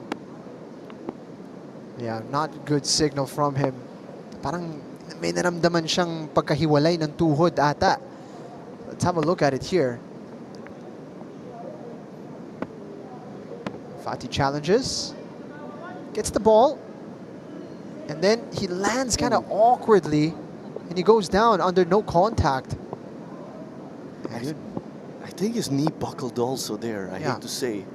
So yun na nga, no? So parang medyo weird position for his knee, and then it kind of had that feeling of separation, so that's not good for Gustavo da Silva, which means they will be forced into a substitution here.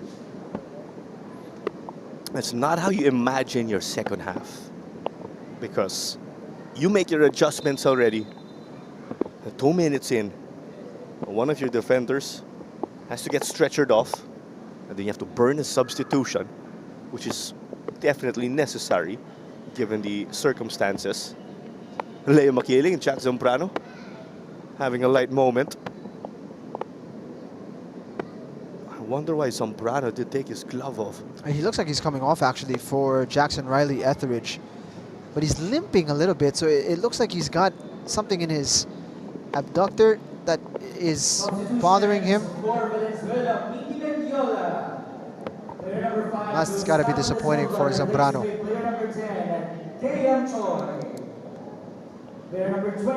There you go, changes being made for Coach Jason Soberano. It's like a hip flexor issue there for Jack Zambrano. He's limping his way. It's going to be a long journey for him to get to the bench, actually. Perhaps something happened there when Zambrano had to clear that ball while Leo Makiling was trying to go for it also. And speaking of big minutes to impress, Leo Makiling, when brought into the match, has impressed. And the opportunities you've been given by Coach Glenn Ramos, and here's an opportunity to show, you know, how he contrasts with Rico Andes, who had a great first half, well, at least a great start to the first half, and then kind of fizzled out a little bit as that period went on. And Leo Makiling has looked lively in his appearances for Cebu. You hope that he's going to have another crack at it here to showcase what he's all about. Makiling can play anywhere in the attack and in a midfield. No good there for Tong. Lost it for a bit. They have to clear it. I think you're right. Makiling does have that versatility, and he showed that as a standout for Ateneo. But the levels of the UAAP and the PFL are a little bit different. And I think you need to be playing more often in your natural habitat, and I think he's occupying that right now at the tip of the spear. Another hit as you see Frank Isaac Hano down.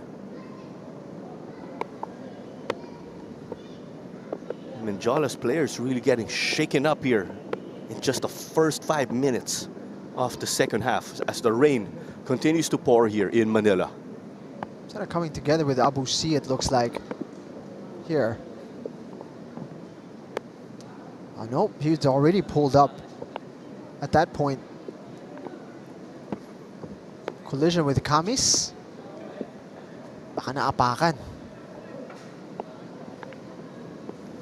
But off camera, if there is something good to hear or see, Gustavo was able to walk on his own.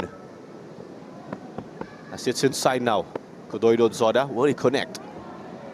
Easily secured though by Etheridge. You know, I think before the season's through, that mouthful of a name, that Kudoido Zoda, is going to become, you know, something that rolls off the tongue of many Filipino football fans, and that's going to be a testament to the quality that he brings. He's going to be, you know, a player to remember this season if he keeps going down this path. He's been very impressive today. Paulos gets beaten by Amir Aningalan, who wins it back here. You love the work rate. A bit back and forth between the two. Ooh. That was a nutmeg, right? You can smile about that. Going back with Fatih Kodoido Soda, I did practice that, I will say. And just when I clarified with team manager Hannah Wong, as there's a cross whipped in by Tong, Hannah said, call him Fatih, as she said. But you like a challenge, don't you, Claro? So you went ahead and practiced anyway. Of course, with us mastering these names of these players, given that's what they bring with them here, other than the front of the jersey. We also have to pay attention to the back. As Fatih will switch it now to Liao.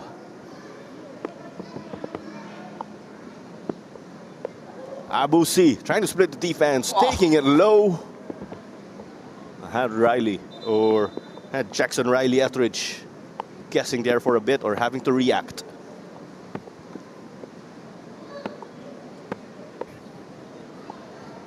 It's been quick fire substitutions here for Jay-Sean Soberano. We have to remember, you get 3 opportunities again for subs. But they're just using them bit by bit, as you see.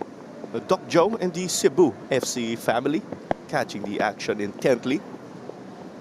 No smiles, despite of them leading 4-0. MENDIOLA.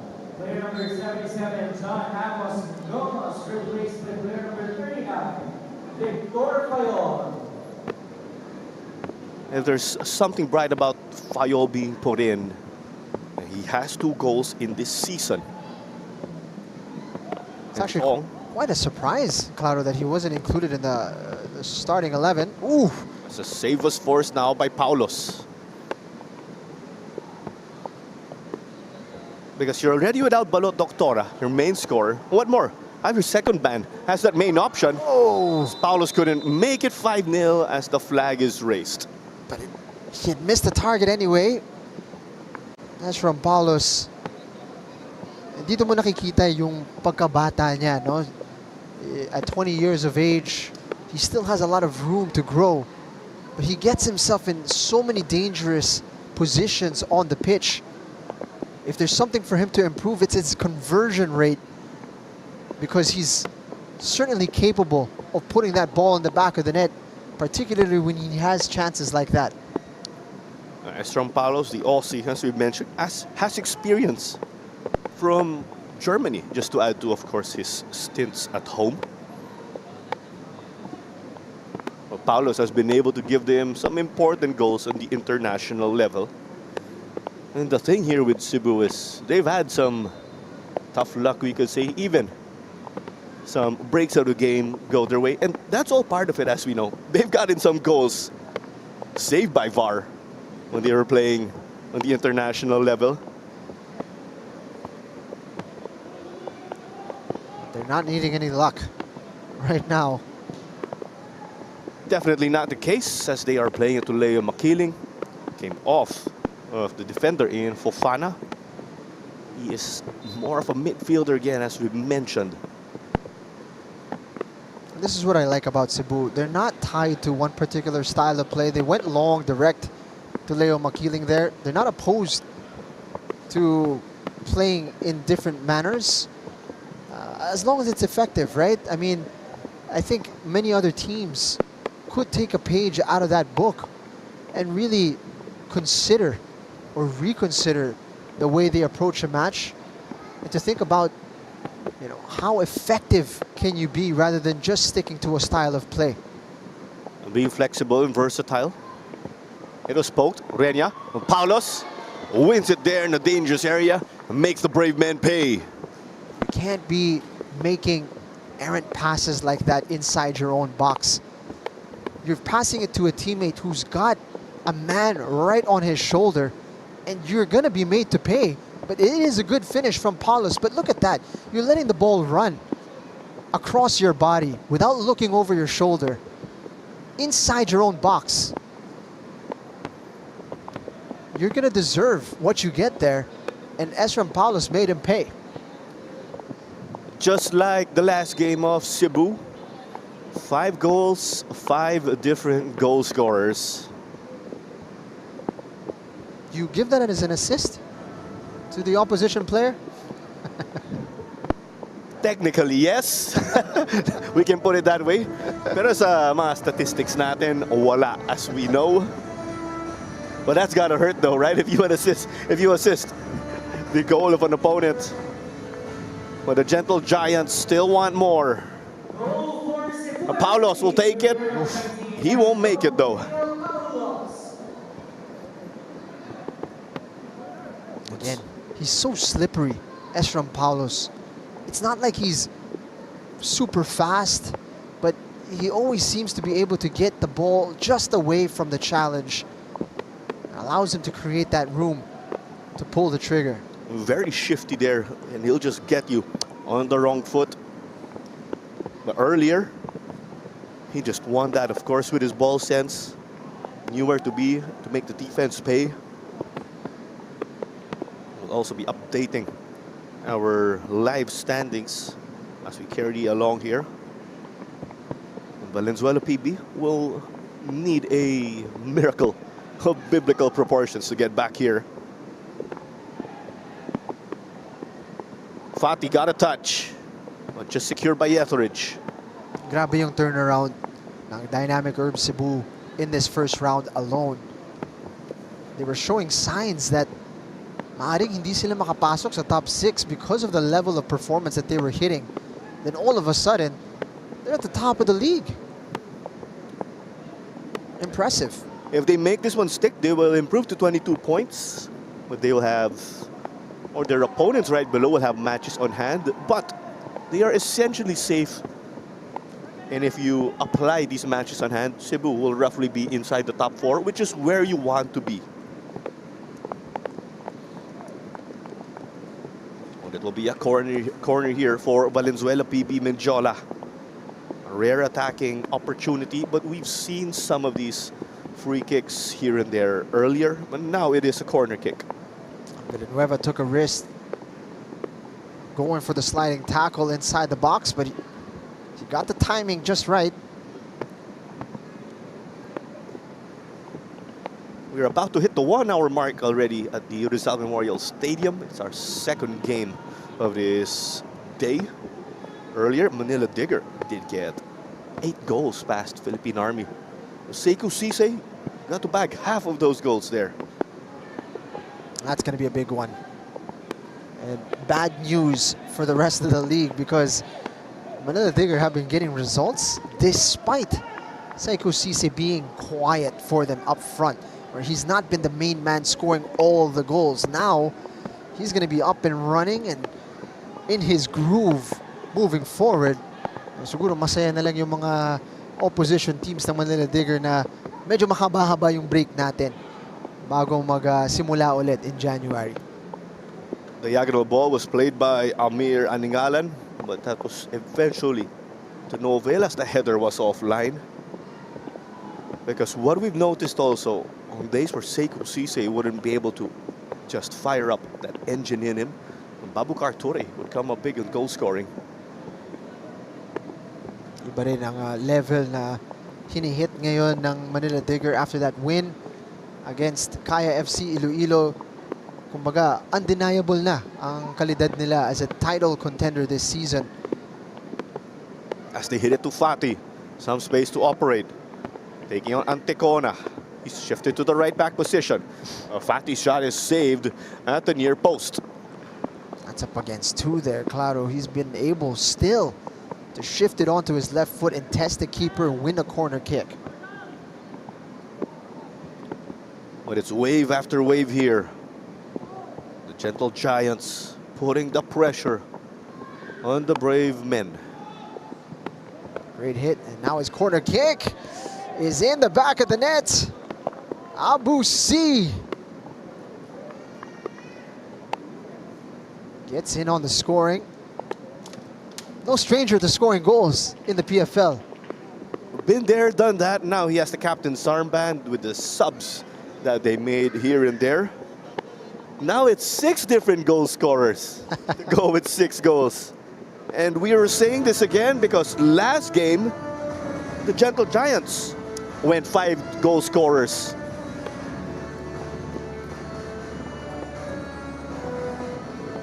Now, would you say, Jing, now on days where Rico and Des would fizzle out? But that's not really the reason why they subbed him off today. But you know, the different options here and there can deliver.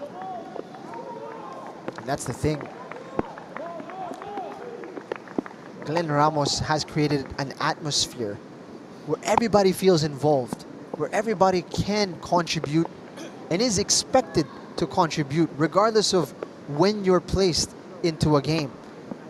And nararamdaman mo na hungry lahat na ipakita kung anong kapasidad nila, no? And Abu C, you know, he's been getting a lot more responsibility as a leader, as a mainstay and foundation of this squad.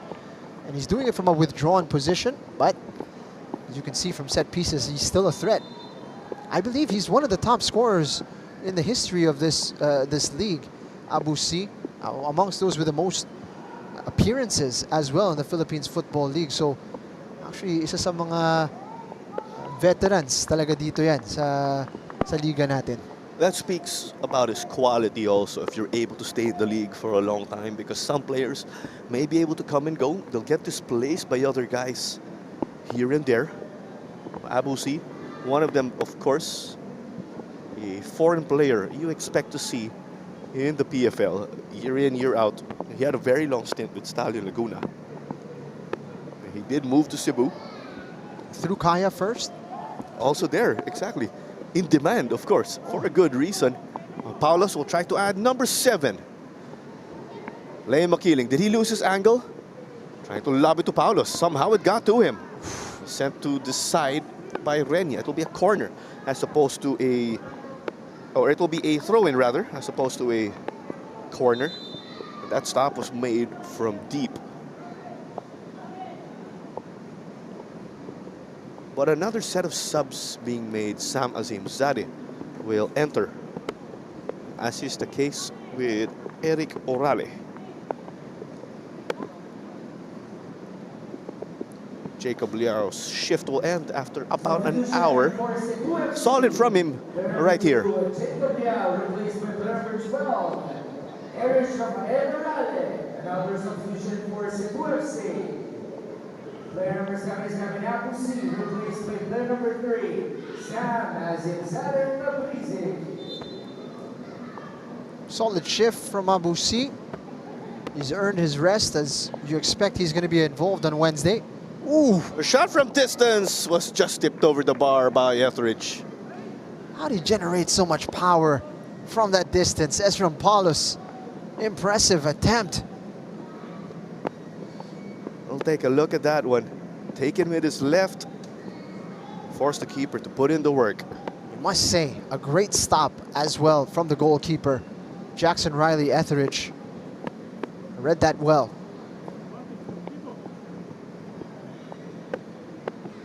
But it'll be Paulos going for the back post. Oh, you'd expect him to do better. Free header for Bolchol Boltong. But with that, it's a chance now. Reggie Sulit getting it forward. Couldn't connect.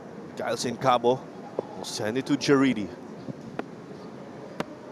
And I actually wonder how exactly did the Gentle Giants just turn around their season, unless nagbabanding sila also in their facility where they have a coffee shop and even their own gym where they have their therapists all in-house, everything there for them.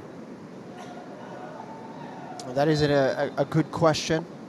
It's something that we hope to be able to unlock from Coach Glenn Ramos. And what he felt was the key moment for them to turn the corner, because they did look a little bit out of sorts to begin with. Which is what we do not expect. Because they were a team that had already had a few games under the belt before the season started. That's right. They had gotten off to a good start in the Shopee Cup preliminaries, and you know, they looked impressive there. So expectation they were going to hit the ground running when the season started at the PFL. And it wasn't the case, no? But again, ito nakikita natin, there's been a new synergy within the squad that has allowed them to be so impressive in the recent matches that they've been a part of. Today, ang carry over niya, no, nakikita talaga natin. It's easy on the eyes, the way they play. At the same time, extremely efficient and effective. A throw in there from Villanueva to the left. Makiling shifted over now. Numbers do not favor Cebu. They play it back to Ball. Tong. Zimzade. The Canadian-Iranian is flagged offside. So disappointing. You're trying to make your first impression here since coming on as a substitute. They played it out to the wing. You're looking right down the line. To be fair, he's not offside. It's a tight one.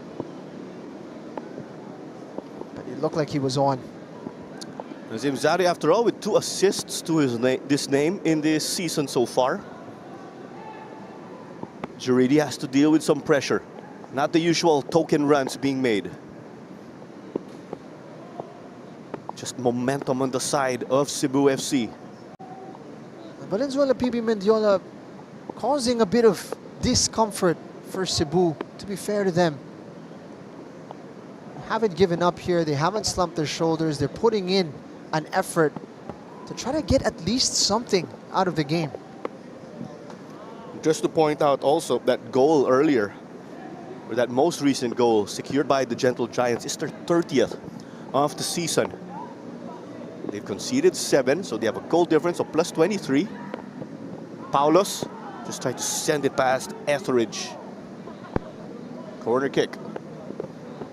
This is a point of frustration for Esrom Paulos. It's because he's so good, right? You wouldn't be frustrated or disappointed by his decision making if he wasn't so good. But he's gotten into a great position there. Fati's right on the goal line, ready to tap it in. Leo Makiling is inside that 6-yard box. Square it. Give your teammate a tap in. Instead, he's gone for goal on that occasion. There's a brave man who is down. Love to see that one again from Esrom Paulos, because he was in a fantastic position to add a 7th for Cebu. While we're at it, perhaps in quad vision replay. Taken short to Azimzade. Paulos, left-footed cross. Oh, 2 players there at the back post. Sayang. How often do you have that? Sending across, 2 are going to jump for it, not just 1. And ang problema dun para sa Valenzuela PB Mendiola, there was nobody there to get ahead to it. Completely unmarked. Some subs waiting in the wings for Coach Jason Soberano. With 20 minutes remaining. It's just the final score now that needs to be set. Also, of course, importantly for the Gentle Giants, they want the elusive clean sheet.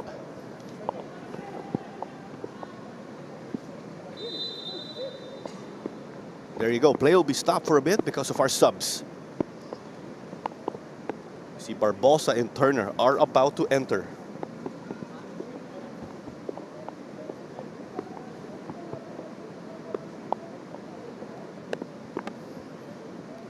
Time continues to tick now. 20 minutes and change remaining.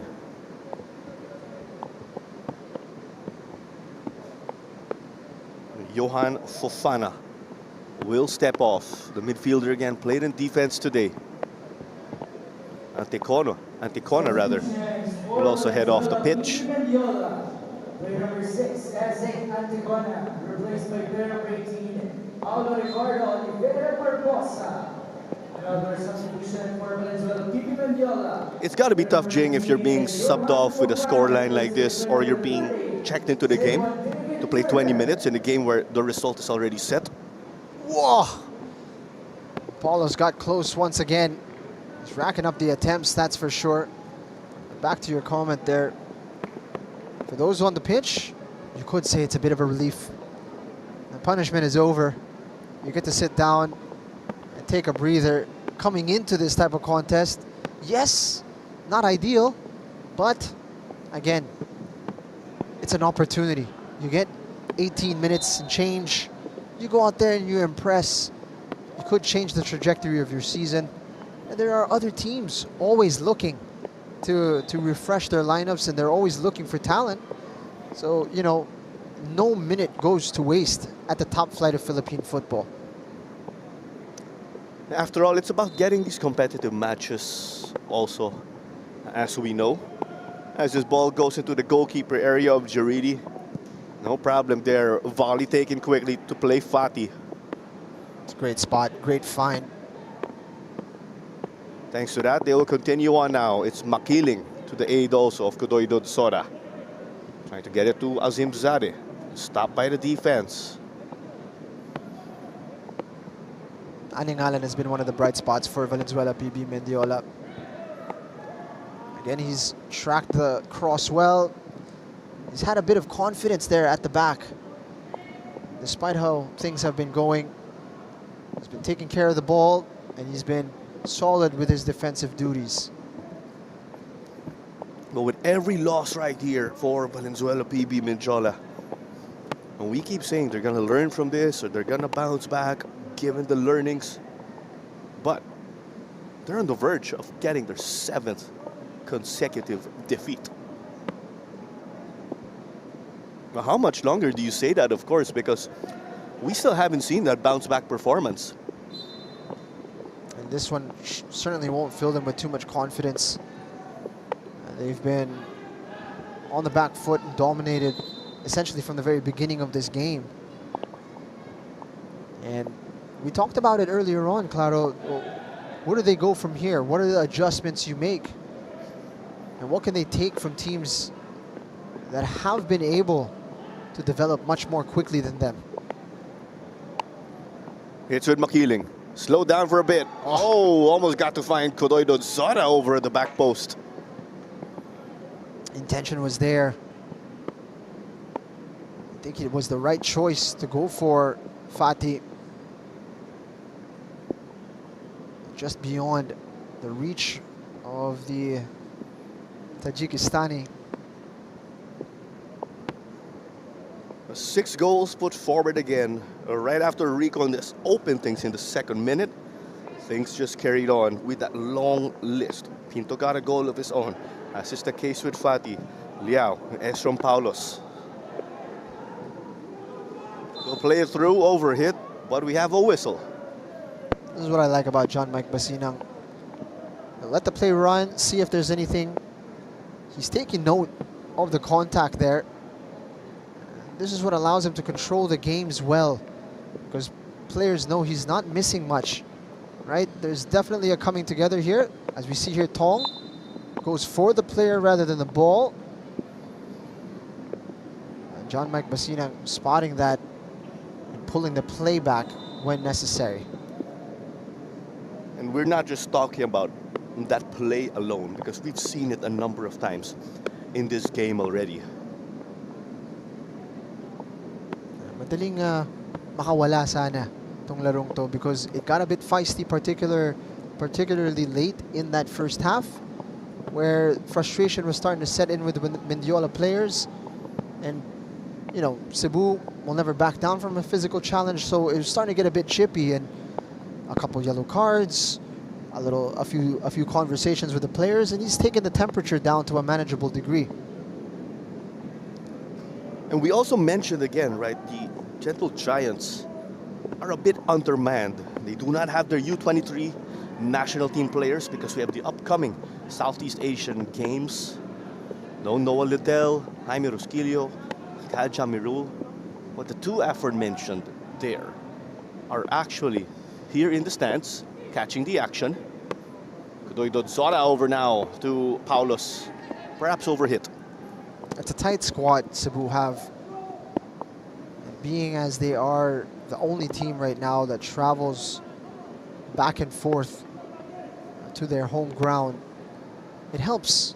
You know, it's not easy, of course. It's tiring and it's taxing to fly in and out of Manila to play your games, but it forces you guys to be together. And you can tell that the Cebu side are a tight-knit group. You can see that off the pitch, but you see it on the pitch as well in their appetite to fight for one another.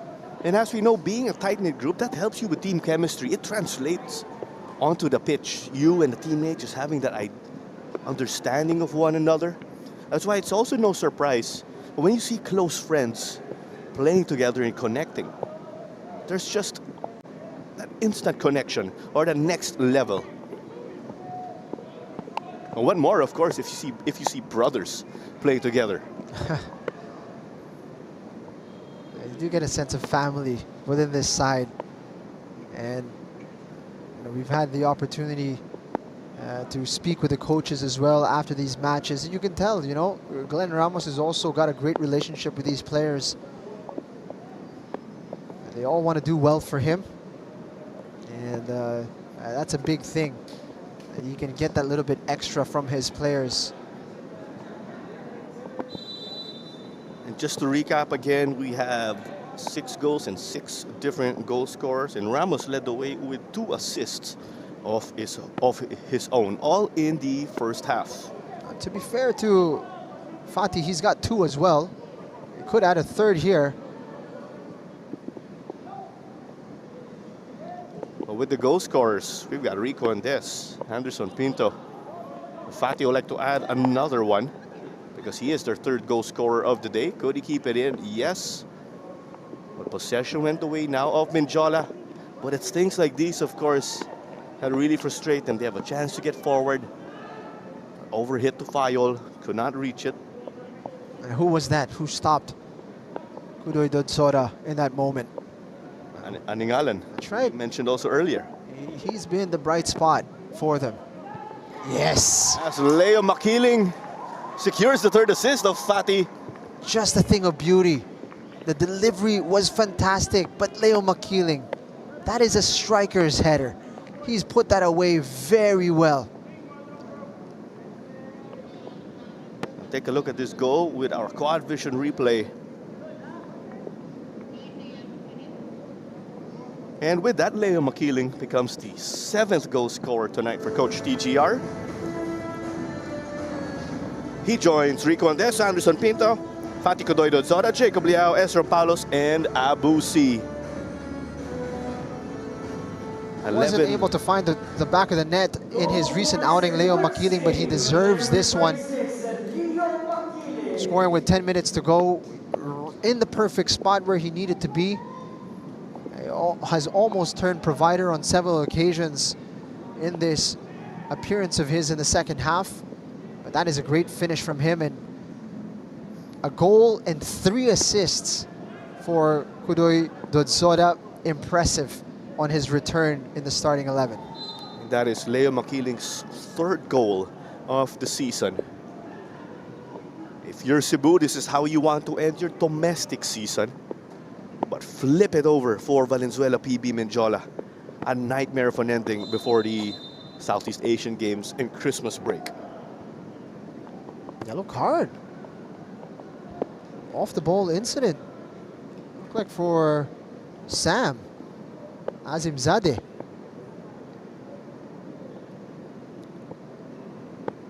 Ten minutes remaining here. The gentle giants in white now chasing that clean sheet. But Valenzuela PB again did get to score in that last game of theirs, a 7-1 loss versus Aguilas. And we keep saying there's games where they'd fall, they'd score. But for how much longer can you bank on these small victories here and there? Drastic change is needed. I think that is the message for the two struggling sides right now in the league. Philippine Army, Valenzuela PB Mendiola. You can't keep going down this path and think that things are going to change. You need to build something new now. I think when you look at the sides of Aguilas, Maharlika, Manila Digger, those are some frameworks to take inspiration from.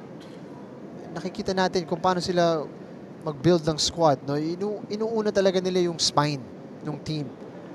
Your center backs, your central midfielders, and your forward. You try to create a solid foundation right down the middle of your squad and then add quality pieces around that. Also, your goalkeeper is important, of course. And that's just a cheap giveaway once again. Fatih sending it. Makiling stops it. Unselfish there. 8 goals up for Cebu FC. Could you say Ramos is relieved because he has a goal to add with his assist? 100%. He's been the only one who's been kept out of the scoring party, and he's got Leo Makiling to thank for that one. It's a great finish too from Ramos. He wants to keep in step here with Fatih for the battle for player of the game, as now he is a goal scorer along with his 2 assists. Unselfish from Leo Makiling. When you have a player like him who makes a play like that, now that speaks volumes of the chemistry of Cebu, which we were talking about actually earlier in this game. Definitely. At the end of the day, it's a goal for the team, regardless of who puts it in the back of the net. Makiling showcasing whether it's him or Ramos, it's all the same. He was the better option in that moment. And Ramos made sure to reward him with a great finish.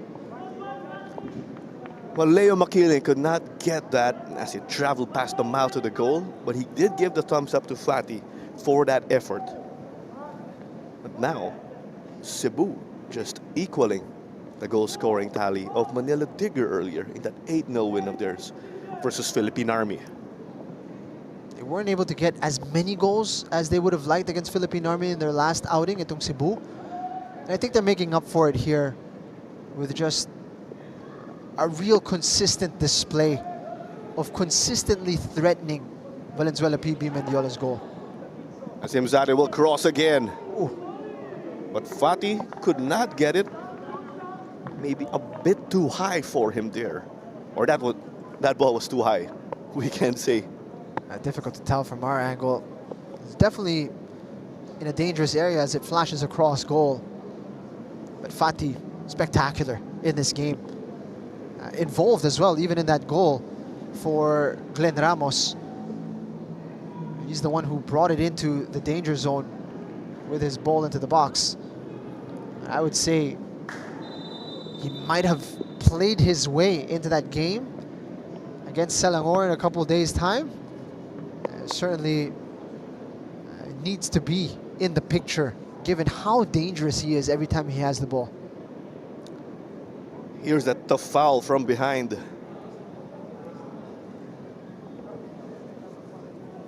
That is why Valenzuela PB will get a rare chance now to create a scoring opportunity. Get the feel for Isaac Ano, you know. He's been putting in a lot of effort, hasn't got a lot of reward. Oof. This was headed by Ano and no good. There's really just those days sometimes where you cannot turn your performance into a result, and individually, that's how things have gone for Ano. And Jaridi will resume this from the back. We also have the ongoing FIFA Futsal Women's World Cup again over at the Phil Sports Arena in Pasig City. Head to FIFA.com/tickets for more details. And Sports Tribe is the official match ball of the Philippines Football League. But the thing here in the standings is you have Tuloy, DB Garelli, and Valenzuela PB at 8, 9, and 10.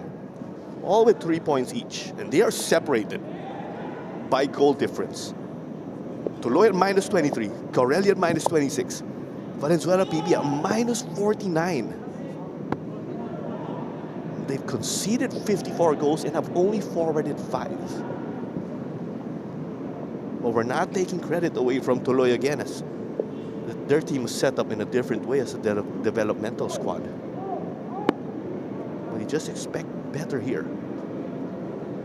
The Army at the bottom, unfortunately, no points yet in 8 games.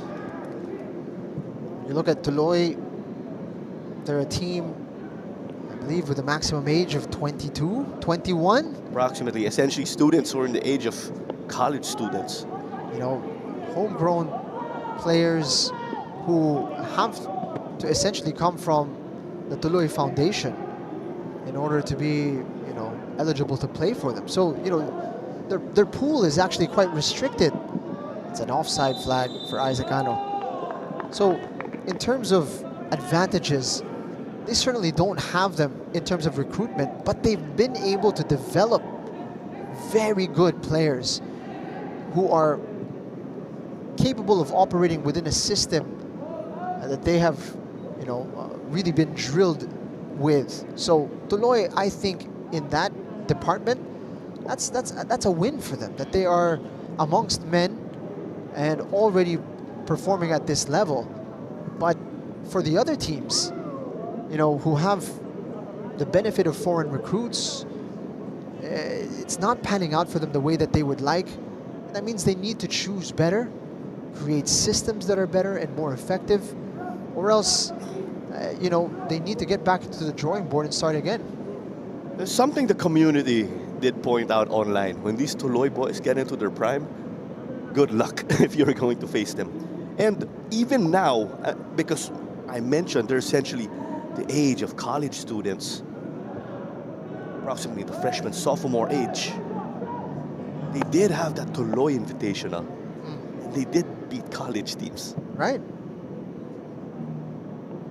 It's a testament to the work that Taketomo Suzuki has done over there, along with his coaches, that they've essentially, you know, been able to utilize raw materials, completely raw, and turn them into something that is capable of competing at a very high level. It's a good story, of course, with how these boys are also able to get a future in football, and what Tuloy has been doing, of course, a foundation very, very well established here in the Philippines. That's why they've become fan favorites here in the Philippines Football League.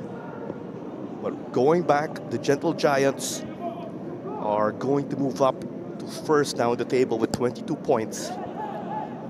They get to push that tempo now. The teams below them have matches on hand and can leapfrog them. But after that slow start, if you're Coach TGR or even Mr. Tassi, you love how you've been getting maximum points as of late. Oh, it's off the crossbar. Well, Fati appeared to trip on his own there. You just see how he's trying to scramble for it. Inches away from goal number 9. That would have been the highest scoring output on this Saturday. Villanueva, he has the license to get forward now. There you go. 3 final minutes confirmed by our 4th official, Aldos Merafuentes. Ramos also so much confidence. Brian Villanueva, let it go to Azim Zare. He'll cross it in. Just dealt with by the defense, but cleared inside the goalkeeper area. Villanueva, essentially he's become like that central midfielder for them. Azimzadeh given the space to cross. He'll send it. Collected by Etheridge. Cebu need to be careful here. They're 3-on-3 at the back. No need to take any unnecessary risks. They just need to get back into position here. To concede at this point would be a real disappointment. It's these clean sheets again. They'll put the cherry on top of any win. As you see, Felicia down. The shot taken, and they force the save from Etheridge once more. Fatih also shaken up, as is the case with Victor Felicia.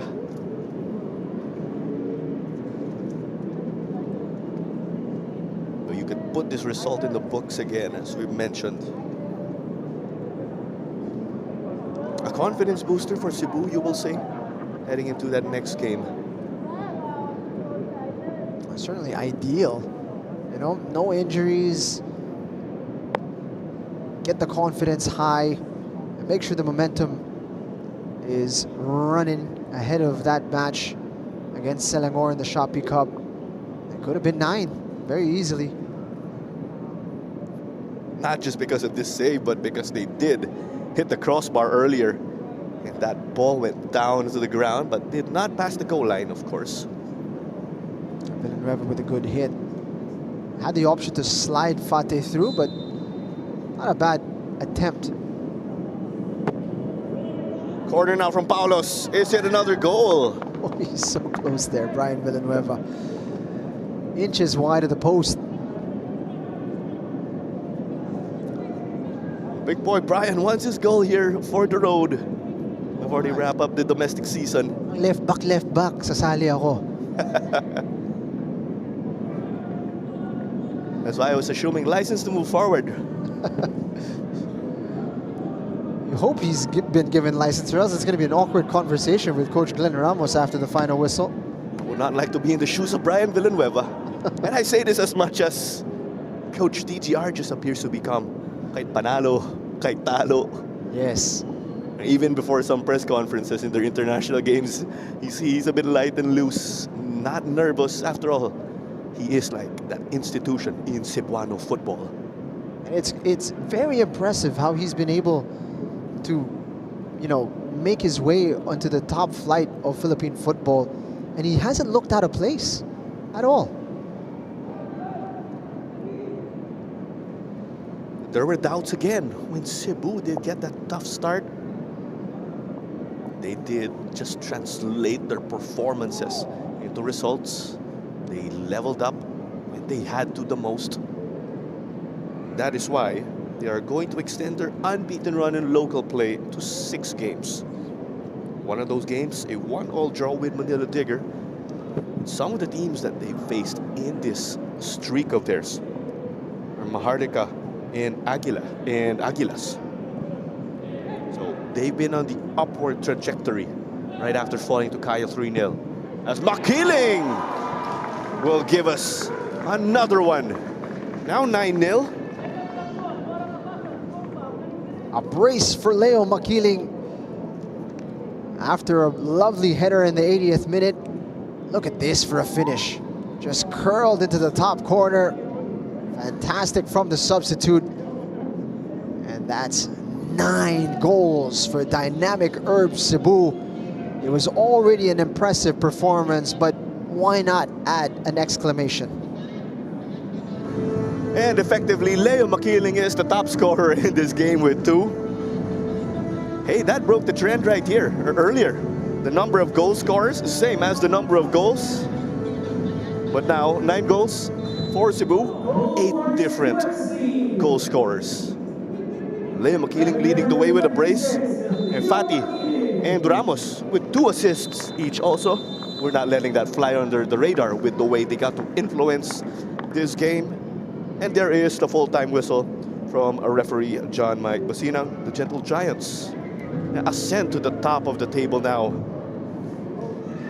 Did you expect to see Cebu up there already after that struggle we were highlighting early in the season? I think it's come as a surprise for many, just how quickly they turned things around. It was an expectation that there might be, some time for the course correction to take shape, but they've gotten back pointed in the right direction, and they've just hit the gas and haven't looked back. Fair play to Dynamic Herb Cebu FC. Impressive in the big games, in the games that have mattered, and against the teams that they're expected to beat. They have put on an impressive display as well. 9-0. What a way to sign off in this first round. Valenzuela PB Mendiola just left to defend for pretty much most of the game. They had some chances. Definitely couldn't get the ball into these dangerous areas or even bombard Rami Jaridi. Unselfish play there from Leo Makiling again. But now Cebu, one of the hottest teams to end the domestic season right before the Christmas and holiday break. That's how you want to end it, of course, with a bang right before taking that break. 9-0. Leo Makiling led the way with a brace. As we've said, with other goal scorers, of course, there's Ramos, Sabusi, Estron Paulos, Jacob Liao, Pati Kodoy Dodzora, Anderson Pinto, Enrico Andes, who started it all. This was Clara Manzano alongside Jing Ham Lang. We'll sign off before we take it now to our interview down on the ground. It ends 9 for Cebu and 0 for Valenzuela PB.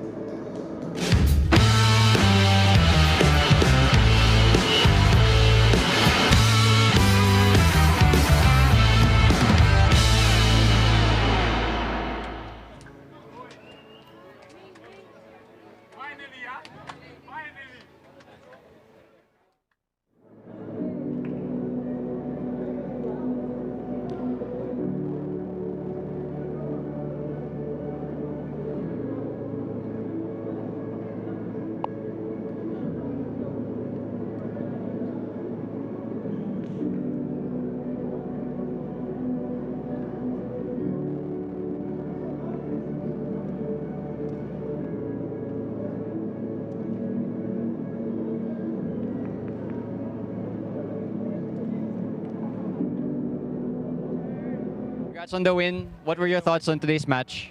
Of course, we're preparing for Selangor, so I think this is a good step for us, like a good start for us to see what we can do against Selangor, and I think the team did pretty well. So I think it's all about the mindset of always getting better during training and in the game.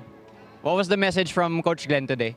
Coach Glenn said, don't think about the score, just think about the 3 points.